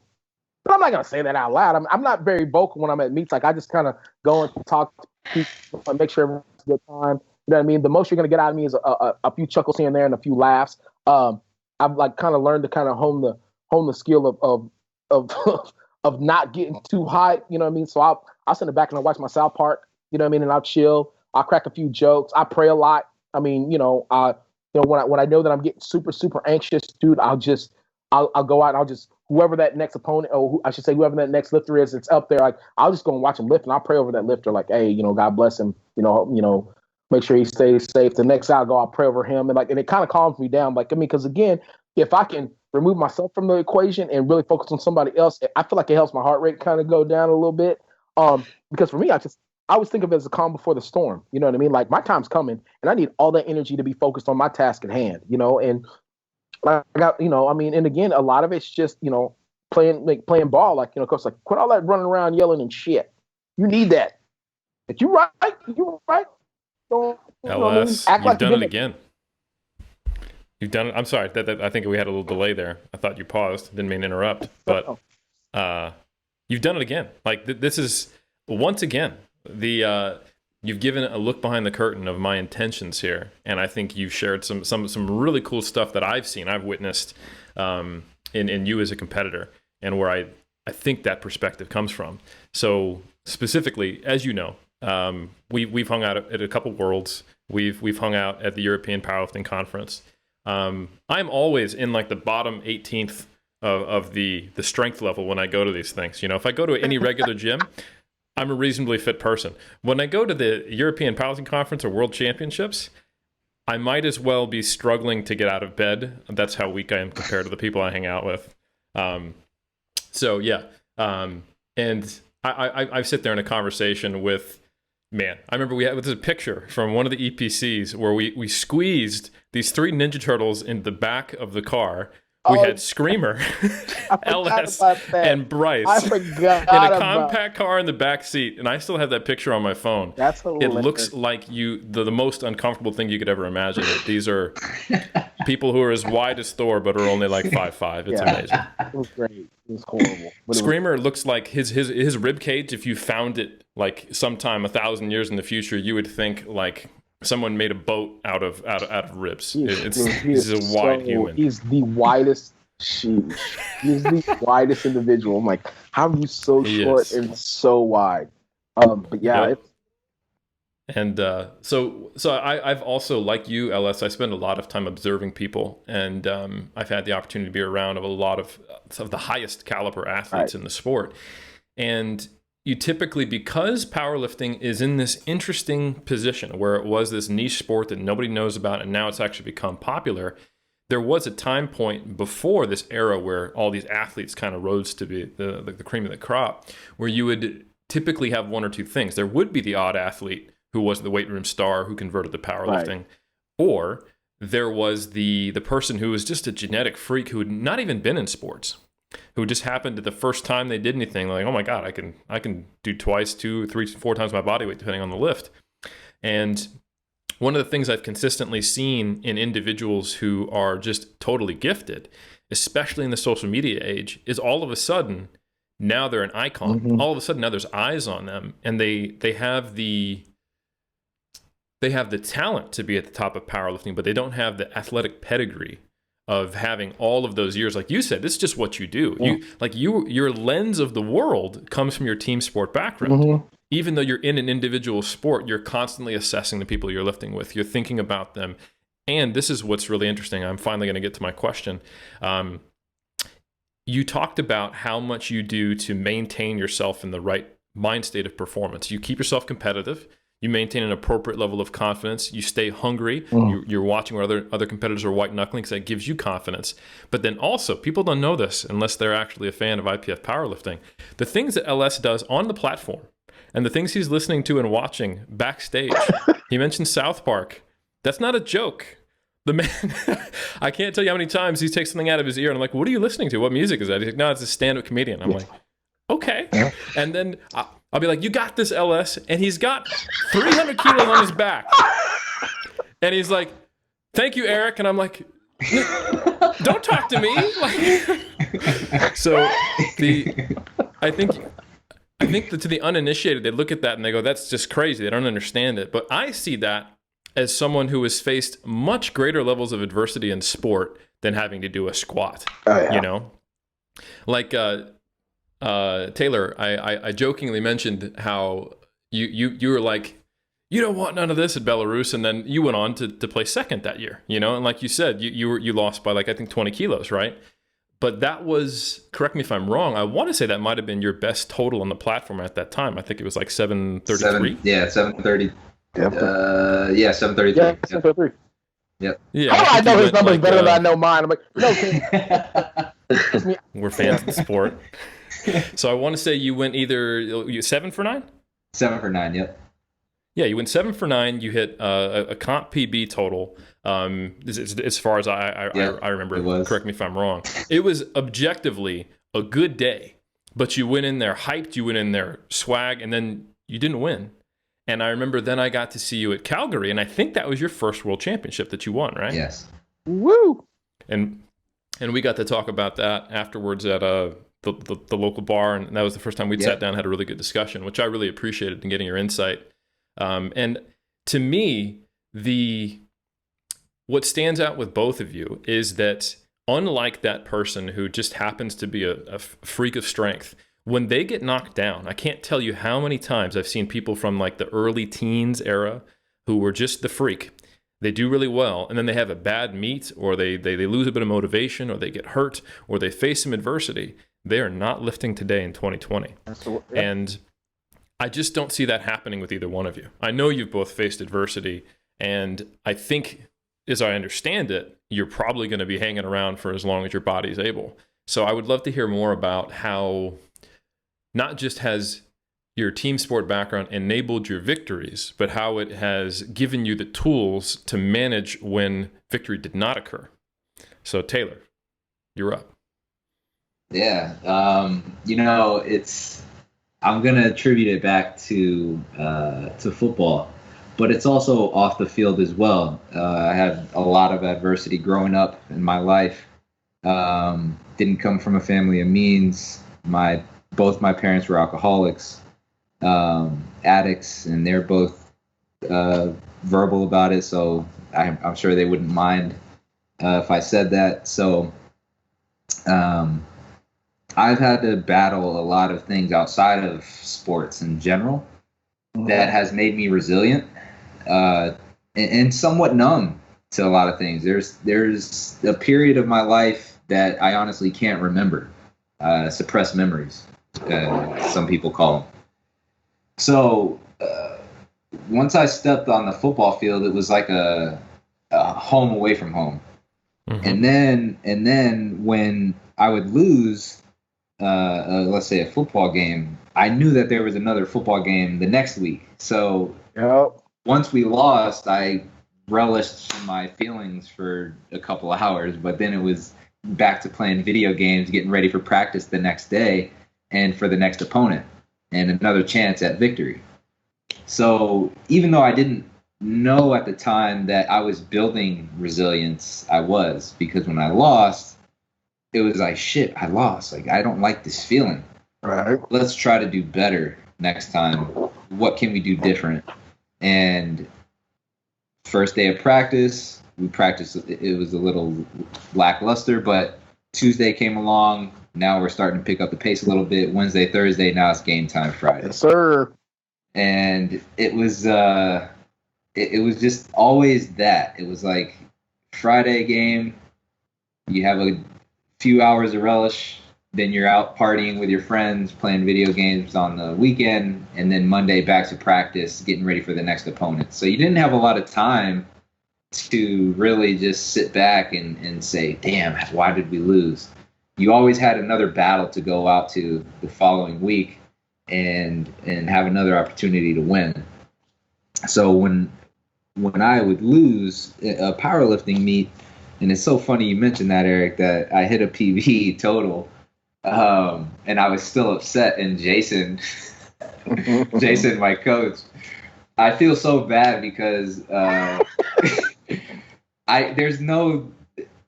say the double-edged sword. There's really no pleasing me. I'm never pleased with my performance, as crazy as that sounds. Like, I hit a 790.5 total at Worlds this past year. I should have been completely ecstatic, but I went up to Ben and Jason afterwards and was like, we should have fucking went 800.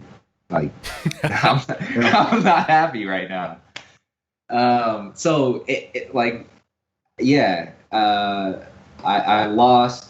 I lost in 2016, and then I lost again in 2017. But I never lost sight of winning, and that was the goal for me personally. I wanted to win in 2016. I lost. Okay, let's go to nationals. Let's try one more time. It was a fluke. Won again for nationals. Now I have another shot. Let's go. That was my mindset. And now lost again. Fuck. All right, here we go again. Let's go at nationals. We got one more shot. Won nationals. Now on to worlds again. Then I won, and it was like, finally, the pressure off my shoulders, because I was 0 for 2, and it did. In 2016, I knew I lost on technicality. I knew I was a stronger man on the day, but I wasn't the better powerlifter. So I lost. I chalked it up. Okay, whatever. But then I truly got my ass beat by Kel the next year. And that's when I flipped the switch. Like, all right, we got to figure something out. And that's when Jason reached out to Ben. And that was kind of that inflection point that got me to where I am today. So we've had to navigate a few things to get better, to figure out new strategies, to figure out how to become a better game day coach, but different nuances to make me better for the next competition, to put me in the best possible position to win. Taylor, I love that perspective. And this time the award goes to you for again, behind the curtain, in the mind of the podcast producers, because anyone who's listened to this podcast, Omar and I have talked extensively about the need to focus internally, intrinsic motivation, and lifting for more than just a means to an end. But what I don't think people realize is that when you are in the position where getting a world championship is within grasp, getting a national championship is within grasp, it's almost impossible not to focus on that because it's right there, especially if you've spent, like LS said, 18, 19 years coming from a competitive environment. I think people don't realize, like, you can pursue an individual sport. Like, I'll give it myself as an example. My true entrance into being serious about athletics came from bodybuilding and powerlifting. And these are sports where you can 100% turn off the competitive side of your head, if that's in you, if that's your personality, and just focus on being the best version of you, and you get to where you get, you know?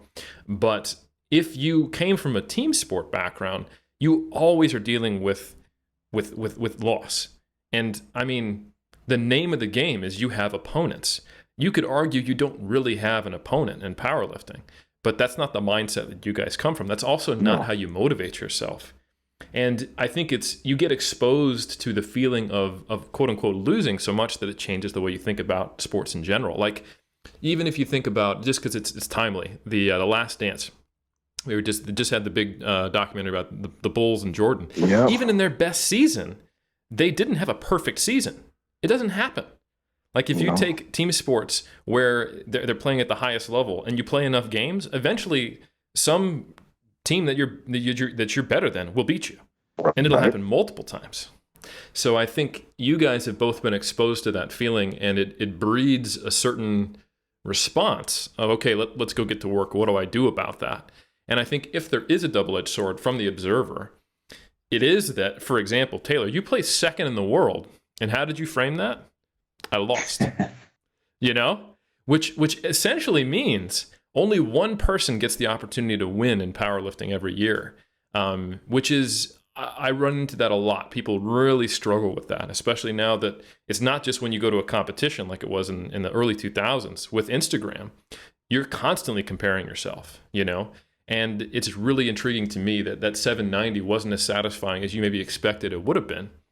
I've talked to, and Bryce has been open about this, so I'll share my experience there. Bryce is currently the top ranked 105 in the world in drug tested powerlifting, but he has to take breaks from social media. He has to mess with that side of his brain and that relationship and perspective he has, so as to not get the negative side of that double-edged sword of framing it as a loss. And that's an interesting thing for me that I've only had the coaching perspective on, because, I mean, shit, if your second place was a loss, I don't know what being ranked 456th is in the 93 kg class, but it's certainly not a win. Let's just put it that way. So, and that's probably a generous ranking, if I'm honest. So don't look me up in open powerlifting. I don't need to be told that I actually need to add another digit to that. So LS, with that kind of bit of a preamble and commentary there, let me hear your thoughts on experiencing losing in team sport and how that might inform your perspective in powerlifting. Well, I've been fortunate. I've been on some amazing teams, and I've been on some trash teams. And it's crazy because the teams that I was on that were really, really good, had amazing records, you know what I mean? Like, we were close and everything, but there's something about winning, and winning a lot that ends up changing. It almost changes your outlook on the sport. You know what I'm saying? Especially in team sports, because you go from being a team, working hard as a team, to not just working hard as a team, but winning. So all you know is winning. All you're thinking is winning. You're thinking about, how can I get the next win? Dude, winning is like crack, bro. You got to get your next fix you want to win as much as possible. And so the teams that I've been on that were just freaking balling, no matter if it was baseball, football, basketball, whatever, track. Like, dude, when I was in college, I was literally on one of the best track teams that has ever existed in American sport. My first year there, I think I did my football thing for, up until like, I want to say up until like we started off season in January. And then as soon as mid-January hit, then I had to go over to track to start that. And we had to do a photo shoot with Sports Illustrated for the Texas Sports Dynasty of the Century. So I was like, okay, so this is what I'm going into.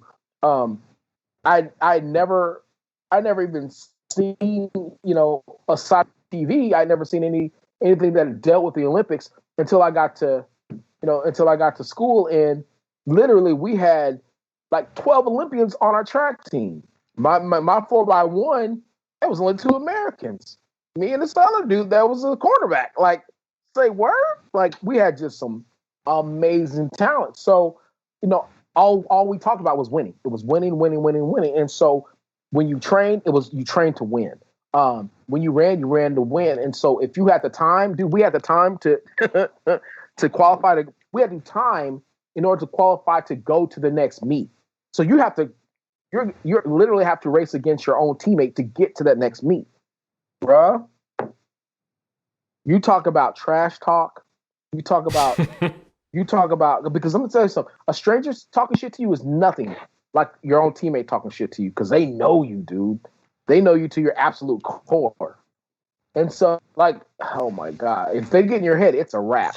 I mean, don't get me wrong, powerlifting's hard, bro, but there's nothing more nerve-wracking than realizing not only do I have to have my mind clear, not only do I have to make sure my turnover's on point, not only do I need to make sure that I'm popping out these blocks like a freaking bullet, but I got to stay relaxed the whole time. Because at any point, if I tense up, I'm losing tense. And tense mean I lose. And I lose mean I don't go to the next meet. If I don't go to the next meet, I don't qualify for nationals. And if I don't qualify for nationals, I don't have a chance to get in the ring. If I don't get a chance to get in the ring, I won't make the ring of honor. If I don't make the ring of honor, what's the point of me being at this school? So I'm like, okay, cool. That's what I did. That was an everyday thing, when I ran track. And so I knew, like, my football team we may not be the best this year, but I know I have a baller ass track team. So I had a bit of both on both sides. When we took L's with football, we were still so much closer than we were on the track side, because I mean, there's something bonded by loss. When you lose, you figure out who's there for the team, who's there for the game, and who's there just because they're there. So you figure out who the teammates that you have to lean on are, and you figure out the type of man you are in terms of, all right, am I that type of dude that folds because we're taking L's, or am I that one that's going to work harder to be the best example for people? Like, dude, why are you folding right now? We could get some, we could win, but we're not going to win conference. Well, I don't give a shit if we only win one game. We're going to get a dub before this year's over with. Like, I've had 10-win seasons, and I've had 1-win seasons. You know what I'm saying? And the 1-win seasons were the ones I had the most fun with my teammates, because we were close. We were close, man. We were close, because you have to bond together, because there's a high possibility your coaches aren't going to be around after a 1-win season. You know what I mean? So they can't get rid of the whole team, but they can get rid of the coaching staff.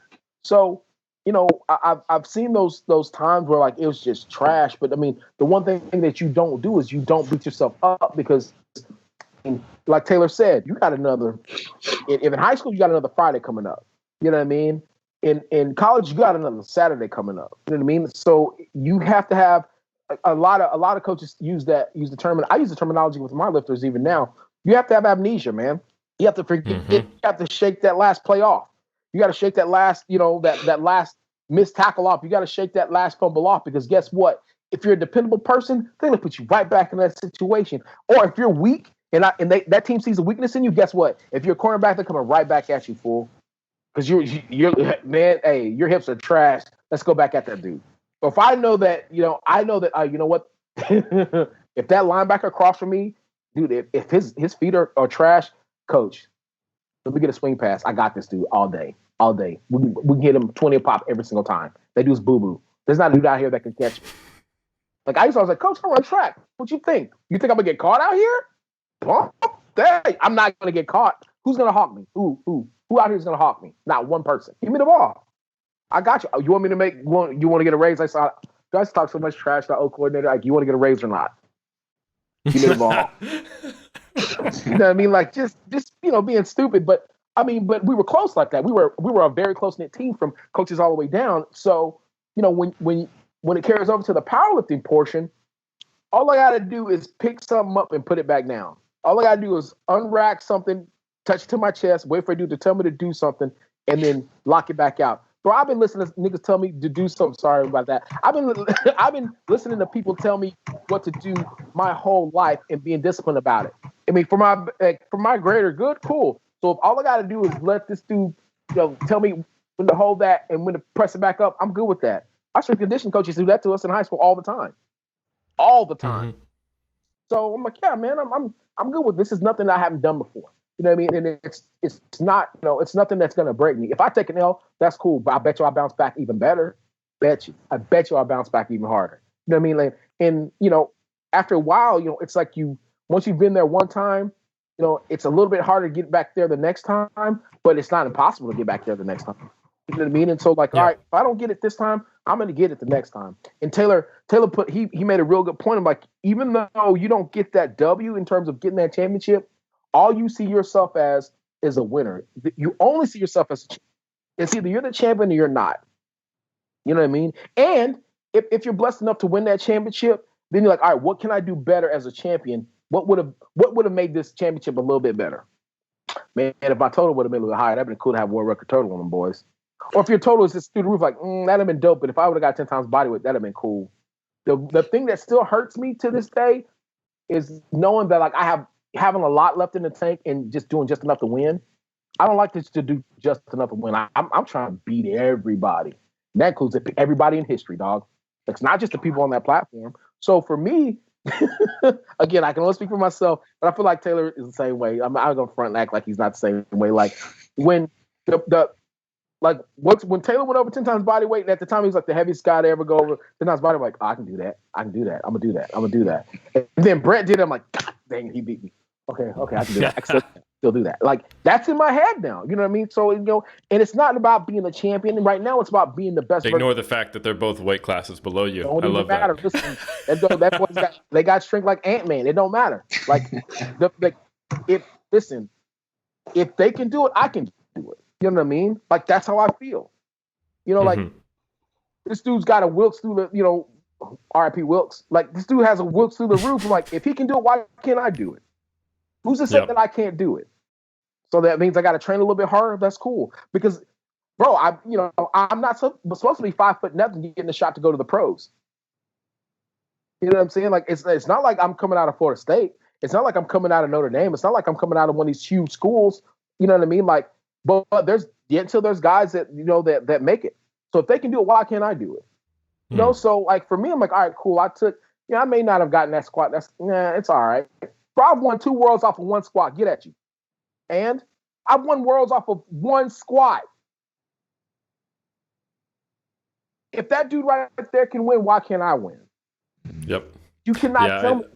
You both have a growth mindset. I think that's what I'm hearing is that you can only focus on a loss so long as to maybe deal with it. And then you've got to move forward. You got to forget about it. And I mean, I feel like, Taylor personified that with, he took his L's. And I mean, and it's weird because when you're listening on one end, you're like, well, dude, you still podium. Like, but podium's not winning. So I hear him. He's like, yeah, I took an L. And I get what he's saying. So I can't even I didn't jump in like, hey man, you still got second, man. You still on platform. Like I know exactly what you mean. Like, if you do not get the dub, you took an L. That's just how we think. It's either you're winning or you're not. What's the point of going if you don't win? So let me ask you guys a question, specifically on that point. When you're speaking to other lifters, other athletes who, for them, let's say you're talking to an Omar Isuf, you're talking to an Eric Helms. We lift weights, but we're not even getting to the chance to consider whether or not we're placing second or first. Like there is a small chance. I'm projected 14th place, Masters 2 New Zealand projected champion 2024. Okay, that's best case scenario for me. Okay. So the I think when you're dealing with an athlete like that whose lifting motivation can't be winning, LS, I'm asking you because I know you coach as well, and Taylor, I want to get your perspective as well. I don't. Taylor, do you coach as well? I currently don't. I did, but I don't have any athletes right now because I'm doing my MBA. Okay. How dare you have your priorities for education? Anyway, but I would love to get you guys' perspective. Do you have to put yourself in a different mind state to coach someone who is very dissimilar to maybe what is a useful mindset for you that may not be very helpful or might even be demotivating for someone if they're in a different position? I'm gonna be 100 with you right there, Eric. I cannot believe I'm saying this out loud. I do not change the game for my people. The subject changes a little bit. The subject matter changes. Obviously, I mean, you have athletes that, if with the right concoction, the right, combination of stuff, we could probably get them to possibly, making. I have like 4 guys right now. I'm like, yo, if people sleep, it might be a wrap. They might actually get a chance to put that USA across their chest. And I have some that they work hard. I mean, and they know as well as as me. Like, you're probably not going to be on the world class stage. You're probably not going to be a world class lifter. But that still the same. Like, while you're not necessarily trying to hit this podium, on a world stage, you're still trying to beat your best total. You're still trying to beat that version of yourself, that 2019 version of yourself. Well, 2020, we gotta beat 2019. What do I need to do? What can I do as your coach to get you in a better position to beat 2019 version? You know what I mean? Mm-hmm. And I'm just as intense with them as I am with myself. I'm probably more intense with my people than I am really with myself, because I know what it's like to want to be better. You know what I mean? Like I strive for it every day. You know what I mean? And I know I don't know. I can't. I'm saying it straight up. Like, I don't know that my motivation would be as high as it is if I was just going to a meet to go to a meet. So some people just love the experience. That's dope. My experience has to include winning, or at least being in the realm of winning. You know what I'm saying? I don't know if I'm built that way. And I'll be honest. It sounds like, and this is a question, not an interruption, just to clarify. So it sounds like for you, it's the question of how do you define winning? So if your athlete is not in a position to be placing first in a meet, it's all right, then winning, quote unquote, is you improving your total. Yes. You getting past some number that has been your adversary on the platform. Better quality of life. You having more confidence in who you are. You know what I mean? You're not questioning yourself as a man or as a woman. You know what I mean? Like you smiling a lot more, you being a better father, a better mother. Like, I mean, and it's so crazy that, part of that formula, passes across my fingers, passes across my screen when I'm doing this programming or when I'm talking to them. Like, part of that formula for them feeling better about themselves and, where they're at in life, it, has to do with, the best number that I could put up for them. The best talk that we can have so that their execution speaks to their potential. Dude, and that's dope. For me, I'm not going to lie to you. Like, I mean, I'm a huge crybaby. But I don't know that I get as emotional with things personally as I do with my people doing well. Like there's something to be said about somebody that's willing to trust you and actually pay you money to put them in a position to better their lives in whatever way. It may just want to be happier because I'm looking away.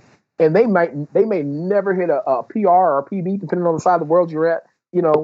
They may never, best the number that they previously done, but the fact that they're able to go through that mix, and the fact that they're able to go through that process, and they look to you to help, to help them with that, dude. That's some powerful shit, dude. It really, really is. So you have an opportunity just to help someone, and the more that you help them, it's like rejuvenating. It's honestly, it's one of the most beautiful things you ever see, man. When you see a grown man that's just broken down and smiling from ear to ear because, you know what, man, I got all 5 days of my training in this week, and I had two nights of overtime, and I'm I've a couple guys that they're essential workers, like I did, 2 18-hour shifts in a row, but I was still able to get my training in, dude. And I'm just like, you know what, man, hell yeah, let's go.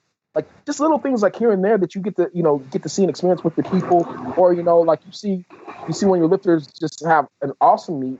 They may get a PB here and there or whatever, but they walk down and they'll send their kid over like, hey man, my dad's really happy, thank you. Like, what? I don't deserve that, but you work to earn that. You know what I mean? Like, for me, I think that's the dopest part. So your intensity my intensity that I could have on the platform for myself, it's easy to switch gears and have that same intensity toward the people that, that I love and trust, and that love and trust me to do, to get them in the best position to make things better for themselves, man. That's a powerful thing, man. It's definitely a responsibility. And honestly, I can attribute a lot of that, that intensity and that desire to want to do better, be better by, being around guys like, like you and Mike, and the impact you make on the people that your hands, find a way to touch. Like, it's just, like, I mean, and I get it directly from Mike as is, just being in RTS, and like just how that pride that you have in what your coach is not only able to do, but what your coach has accomplished, and what your coach continues to do in terms of contributing to the the fitness world. Like, it's a huge thing. So it pushes you as a it pushes you as a man to want to do better. So I've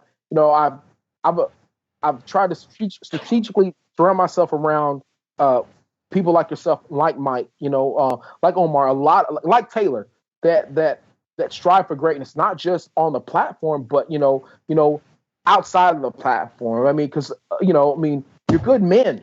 You know what I mean? And it takes good men to teach a man to be a better man. That just didn't happen overnight. So, for me, I'm like, all right, I have a lot of young guys. Well, all right, well, what are some of the things that I look for, when I talk to Eric? Like, well, when he talks to me, I know that I'm going to get A, B, C, and D. Hell yeah. Well, you know what? I think I can use it. I can adapt it. And I can talk to my guys that way. When I talk to Mike, I know for a fact I'm going to get, I'm going to get C through D. You know what? And he's going to take me back to A and bring me back to D again. You know what? I think I could do that with my guys and maybe help them. You know what I mean? Like, hey, when I'm watching Taylor, you know what?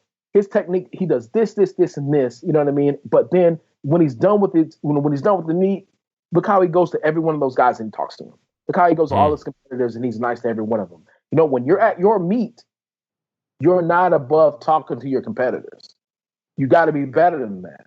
Hey, you know what? You can go to Omar's YouTube right now, and you're talking about scalp retraction. He has one of those. Go check that out. Like, so I'm able to use a lot of the stuff that's around me. I say that by, I guess I'm saying it because like I use that as my form of intensity, like by trying to step my game up in terms of information, trying to step my game up in terms of treatment for my people, because I want them to feel like they're a champion. The same tools that Ross and Mike use for me, like they spare no expense. They'll turn over any stone to make sure that I have the best resources to myself in the best position. I try to do the exact same thing for them. So while they may never get on the IPF world stage, they may never be a world-class athlete, I'll be damned if they're not treated like a world-class athlete. Like everyone deserves that treatment. Everyone does. You know what I mean? And once you get it, you become addicted to it. I mean, if you know that your coach will go to hell and back for you, I'll be damned if you don't perform that much harder for him or her. So, I mean, for me, I'm just like, dude, if it works for me and I'm a hard-headed dude, like it can work for anyone. So, yeah, I try to answer your question, I try to make sure that I treat my people like world champions, even if they're not. I love it. But, yeah. No, again, I think using your lens of experience and your athletic mindset as a way to give that as a piece to someone in powerlifting, I think is why people get so addicted to powerlifting when it's their first athletic experience. Mm-hmm. Getting to be on the platform, being shown unconditional respect and support, having my competitors clap for me when I might get this squat and they might go down a placing, even at some silly local meet in 2008, it was a new feeling compared to when I ran track in high school and didn't like it, or when I was 14th string free safety for the 1 year I played football. They made that string for me. There was 3 strings and they made a 14th. It was just for me. So, that's great. So yeah, I think that's a really valuable insight, because I think a lot of people up until now, their experience with powerlifting may be their unique adult experience, or the only experience they have now at this point as an adult in sport. So that's a really cool thing to see. I think there's benefits from having gentlemen like yourselves at the top of the sport who are also able to translate that into something that's a little more egalitarian, something that's a little more community building. Yeah. While I think in combat sport or team sports, at least while the athletes are in it, they have to maintain that level of intensity that sometimes they're not able to then turn around and go, right now I want to give back. I want to lift that ladder up, because they're still in combat. They're in that mode of always like, there's another game next Friday. So I think that's another reason I wanted to get you guys on, because you have both sides of that coin. You get highly competitive, but you're also some of the most gracious gentlemen I've talked to, and you're free with your time, you're free with your thoughts, you're open, you're vulnerable, and I've had great conversations with you both. So I just want to say that I really appreciate your perspectives and sharing that on the podcast. I appreciate that, man. Thank you for having us on, and thank you again for the mic. least we can do. Got to have you sounding your best too, Listen, Omar, I appreciate it. Taylor, take it away. Anything you want to say on this topic? We've been bouncing around a little bit, but anything else you want to add? No, I think LS hit it right on the head. Again, knocked it out of the park in terms of just having the winning mindset, but as you alluded to, Eric, having a growth mindset. I'm in a leadership class and fixed versus growth, so that kind of hit home. But it's having the ability to. For me, it was really tough because it's funny you mentioned that, because as a coach, I caught myself saying, "Why can't you do that?" And there's certain things that I was able to do that this person hasn't developed yet. And I'm like, it was frustrating to me that they didn't understand it yet. So I actually had to check myself and be like, okay, Taylor, take a step back and look at it from their perspective. Yes. Yes. So I truly did have to take myself and do a 180 at times, because I've had such high level of success, and winning has been such a huge piece of why I stayed in power, or why I powerlift, that I had to, and I'm not putting myself on a pedestal by any means. It's just more or less I had to bring myself into their shoes and be more empathetic in terms of, okay, I'm not very good at this subject, and I actually had to reach out to this person and see, and they did the same thing to me. Like, how do you not understand this? So understanding and having the patience and just putting myself in someone else's shoes has taught me a lot in terms of just leadership in general. So, yeah. Yeah, I love it. Well I think there's I would say it's probably the exception, not the rule, when you see a very high-level athlete who then becomes a very high-level coach. It happens. Don't get me wrong. But I think it speaks to your guys' character and your self-regulation and your awareness, and the fact that you weren't necessarily the best athletes in your sport before. You got yourself to the highest level. But when you came to powerlifting, all of a sudden now that I would say that anthropometric disadvantage you guys both experienced was no longer there. Being meat nuggets is very good to be in powerlifting. Without a doubt. Yes. Yeah. So it's that's a really good perspective, and I think that's specifically why you guys are such perfect guests for this episode. Thank you. Omar, I've been doing a lot of talking. I don't know how your internet connection is, but I would love to hear your thoughts on a few of the things we talked about. Yeah, no. First, Eric, I just want to give respect to you. I'm amazed at your humility.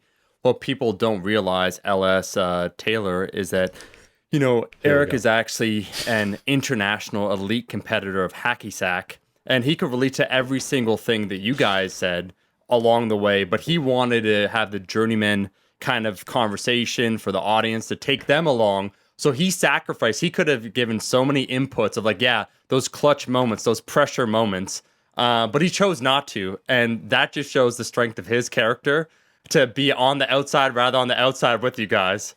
So I just got to give a shout out, man.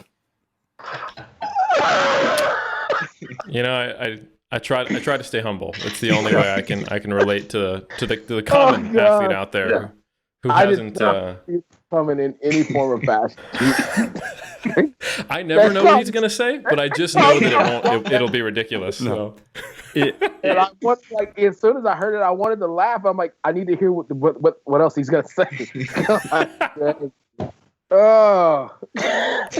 No, I think there's honestly, there's been so much genuine insight, and I think this has been a very unique podcast where we didn't talk about having a prior athletic background or kind of I speak actually often with Mike about this when it comes to a business setting. My buddy Mike, who played a lot of sports, same idea. Myself, I did some track and all those things. Played a bunch of soccer, and just the people that were part of a team sport or a team dynamic. So we talk more specifically as it relates to work dynamics and how you operate in a team setting and how it could be such a boon just having that. And I think, you know, in the modern climate, often sports could be scrutinized under a different lens, where we talk about the injuries, or as Eric correctly coined, and it was so well put, where he talks about the concept of informed consent when it comes to participating in anything. But sports overall, it's like, you know, there's the controversies, the injuries, the this and that we forget some of the really, really good aspects of it, the team building, the character building. And I think you guys both exemplified that in this conversation. So I just want to give respect to both you, Ellis, who I've kicked it with before, and then Taylor, who it was awesome to hear your insight, man, all the way through. Respect, man. I appreciate that. Thank you. Yeah. Hopefully I'll be able to make it to Toronto one day. I've heard great things. We'll get it going. No, we're getting Ellis back up. Taylor, I'm going to get you. And I'll tell you something actually off air a little hint at something that might tickle your fancy. I'll take anything that tickles my fancy. Yeah. Well, we're here to tickle your fancies, gentlemen. And I just want to thank everyone who's made it to this point. Mm-hmm. I hope your fancies have been tickled by this conversation as well. I think at this stage, we've covered a lot, but I want to give both of our guests the opportunity, if there's anything you feel we didn't spend enough time on, didn't cover, or something you want to leave the audience with, this is your time.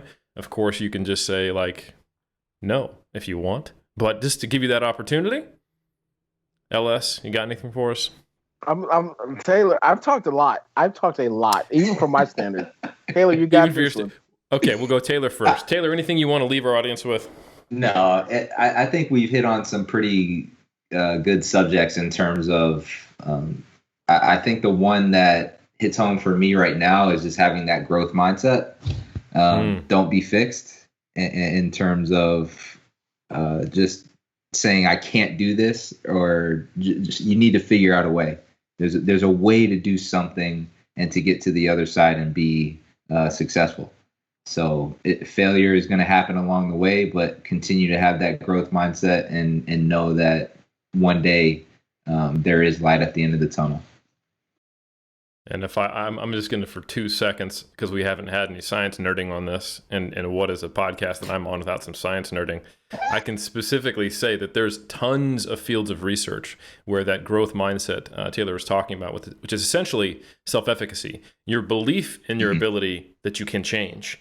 It predicts so many positive things in life, from happiness to success to fulfillment to damn near everything in terms of job success, the whole 9 yards. So I think that's a really good point, Taylor. Thank you. Nice. Wow. LS. Thank you, Taylor. That was like, he just gave me a Dwayne Wade. I'm about to LeBron the piss out of this. But what I will say is this, and you know what? It is what it is. Those that know me know how I get down. In terms of growth mindset and in terms of one's belief in their ability to change, we're in a particular point in time in our lives right now, in the world and society that we're in right now, where we need to have the most highest degree of belief in our ability to change. Don't get me wrong, lifting weights is amazing. Science is amazing. People are amazing.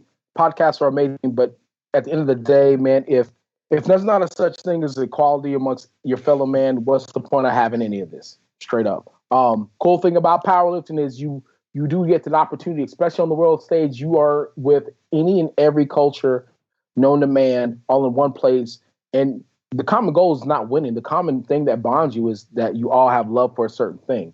Now imagine, if you will, if everyone's common thing they love was their fellow man. How amazing. So I challenge each and every one of you guys whose ears this podcast touch, man, to make it your goal to have your belief in your ability to change, to have that growth mindset. Because again, if we can reach down deep and work as hard to be successful in whatever endeavor it is, whatever career it is, whatever education we choose to pursue, whatever that may be, if we can put as much time into caring for another person as we do our own selves, imagine how amazing this world could be. Imagine how many changes could be made. Red, yellow, black, and white, we're all precious in His sight. That's all I'll say. Well, I can't tell you how much I appreciate that alley-oop for the betterment of humanity and society. Remember when I reached out to you both, it was a different time. we were dealing with COVID only, Yeah. which seemed almost crippling in and of itself. And I think the fact that you are both optimistic, hopeful, and encourage a growth mindset for people in a time where it's even more confusing, conflicted, but maybe a time for optimism, and there does seem to be a will for change. I just want to appreciate you, LS, for taking the time to say that, to not feel like you had to contain this to powerlifting or sports. Because honestly, the whole thing about iron culture is that the reason why we lift and these things we do, that they should carry outside of the weight room. Without so thank you for that. Without a doubt. Appreciate you. That's actually Taylor. You set that up perfectly. Alley oop. This is a point guard. That's a point guard move right there. Appreciate you, bud. Love it. Omar, can you graciously end this episode that I wish never would end? I can't graciously, but I will end it. That's all I ask. We're out here, as Ella said, uniting lifters through common bonds, and so that was just such a poignant way to end it. And I just want to echo our appreciation for having both of you on. We'll make sure to link in the social media, all the things on the YouTube, so they could follow you along. They could see the excitement. They could see the hair. They could see the swag. If you're listening, you made it all the way to the end. Go ahead, leave us a rating and review. It don't matter what it is. I mean, it should be 5 stars, but we let you make it. Not 5 stars. We're gonna fight. Better be 5 stars. They make their own opinions, LS. They're just not every opinion's right, as we know. But go ahead, leave a comment in the comment section on YouTube. We'll do our best to respond. We're back every single Monday from now to eternity. Peace.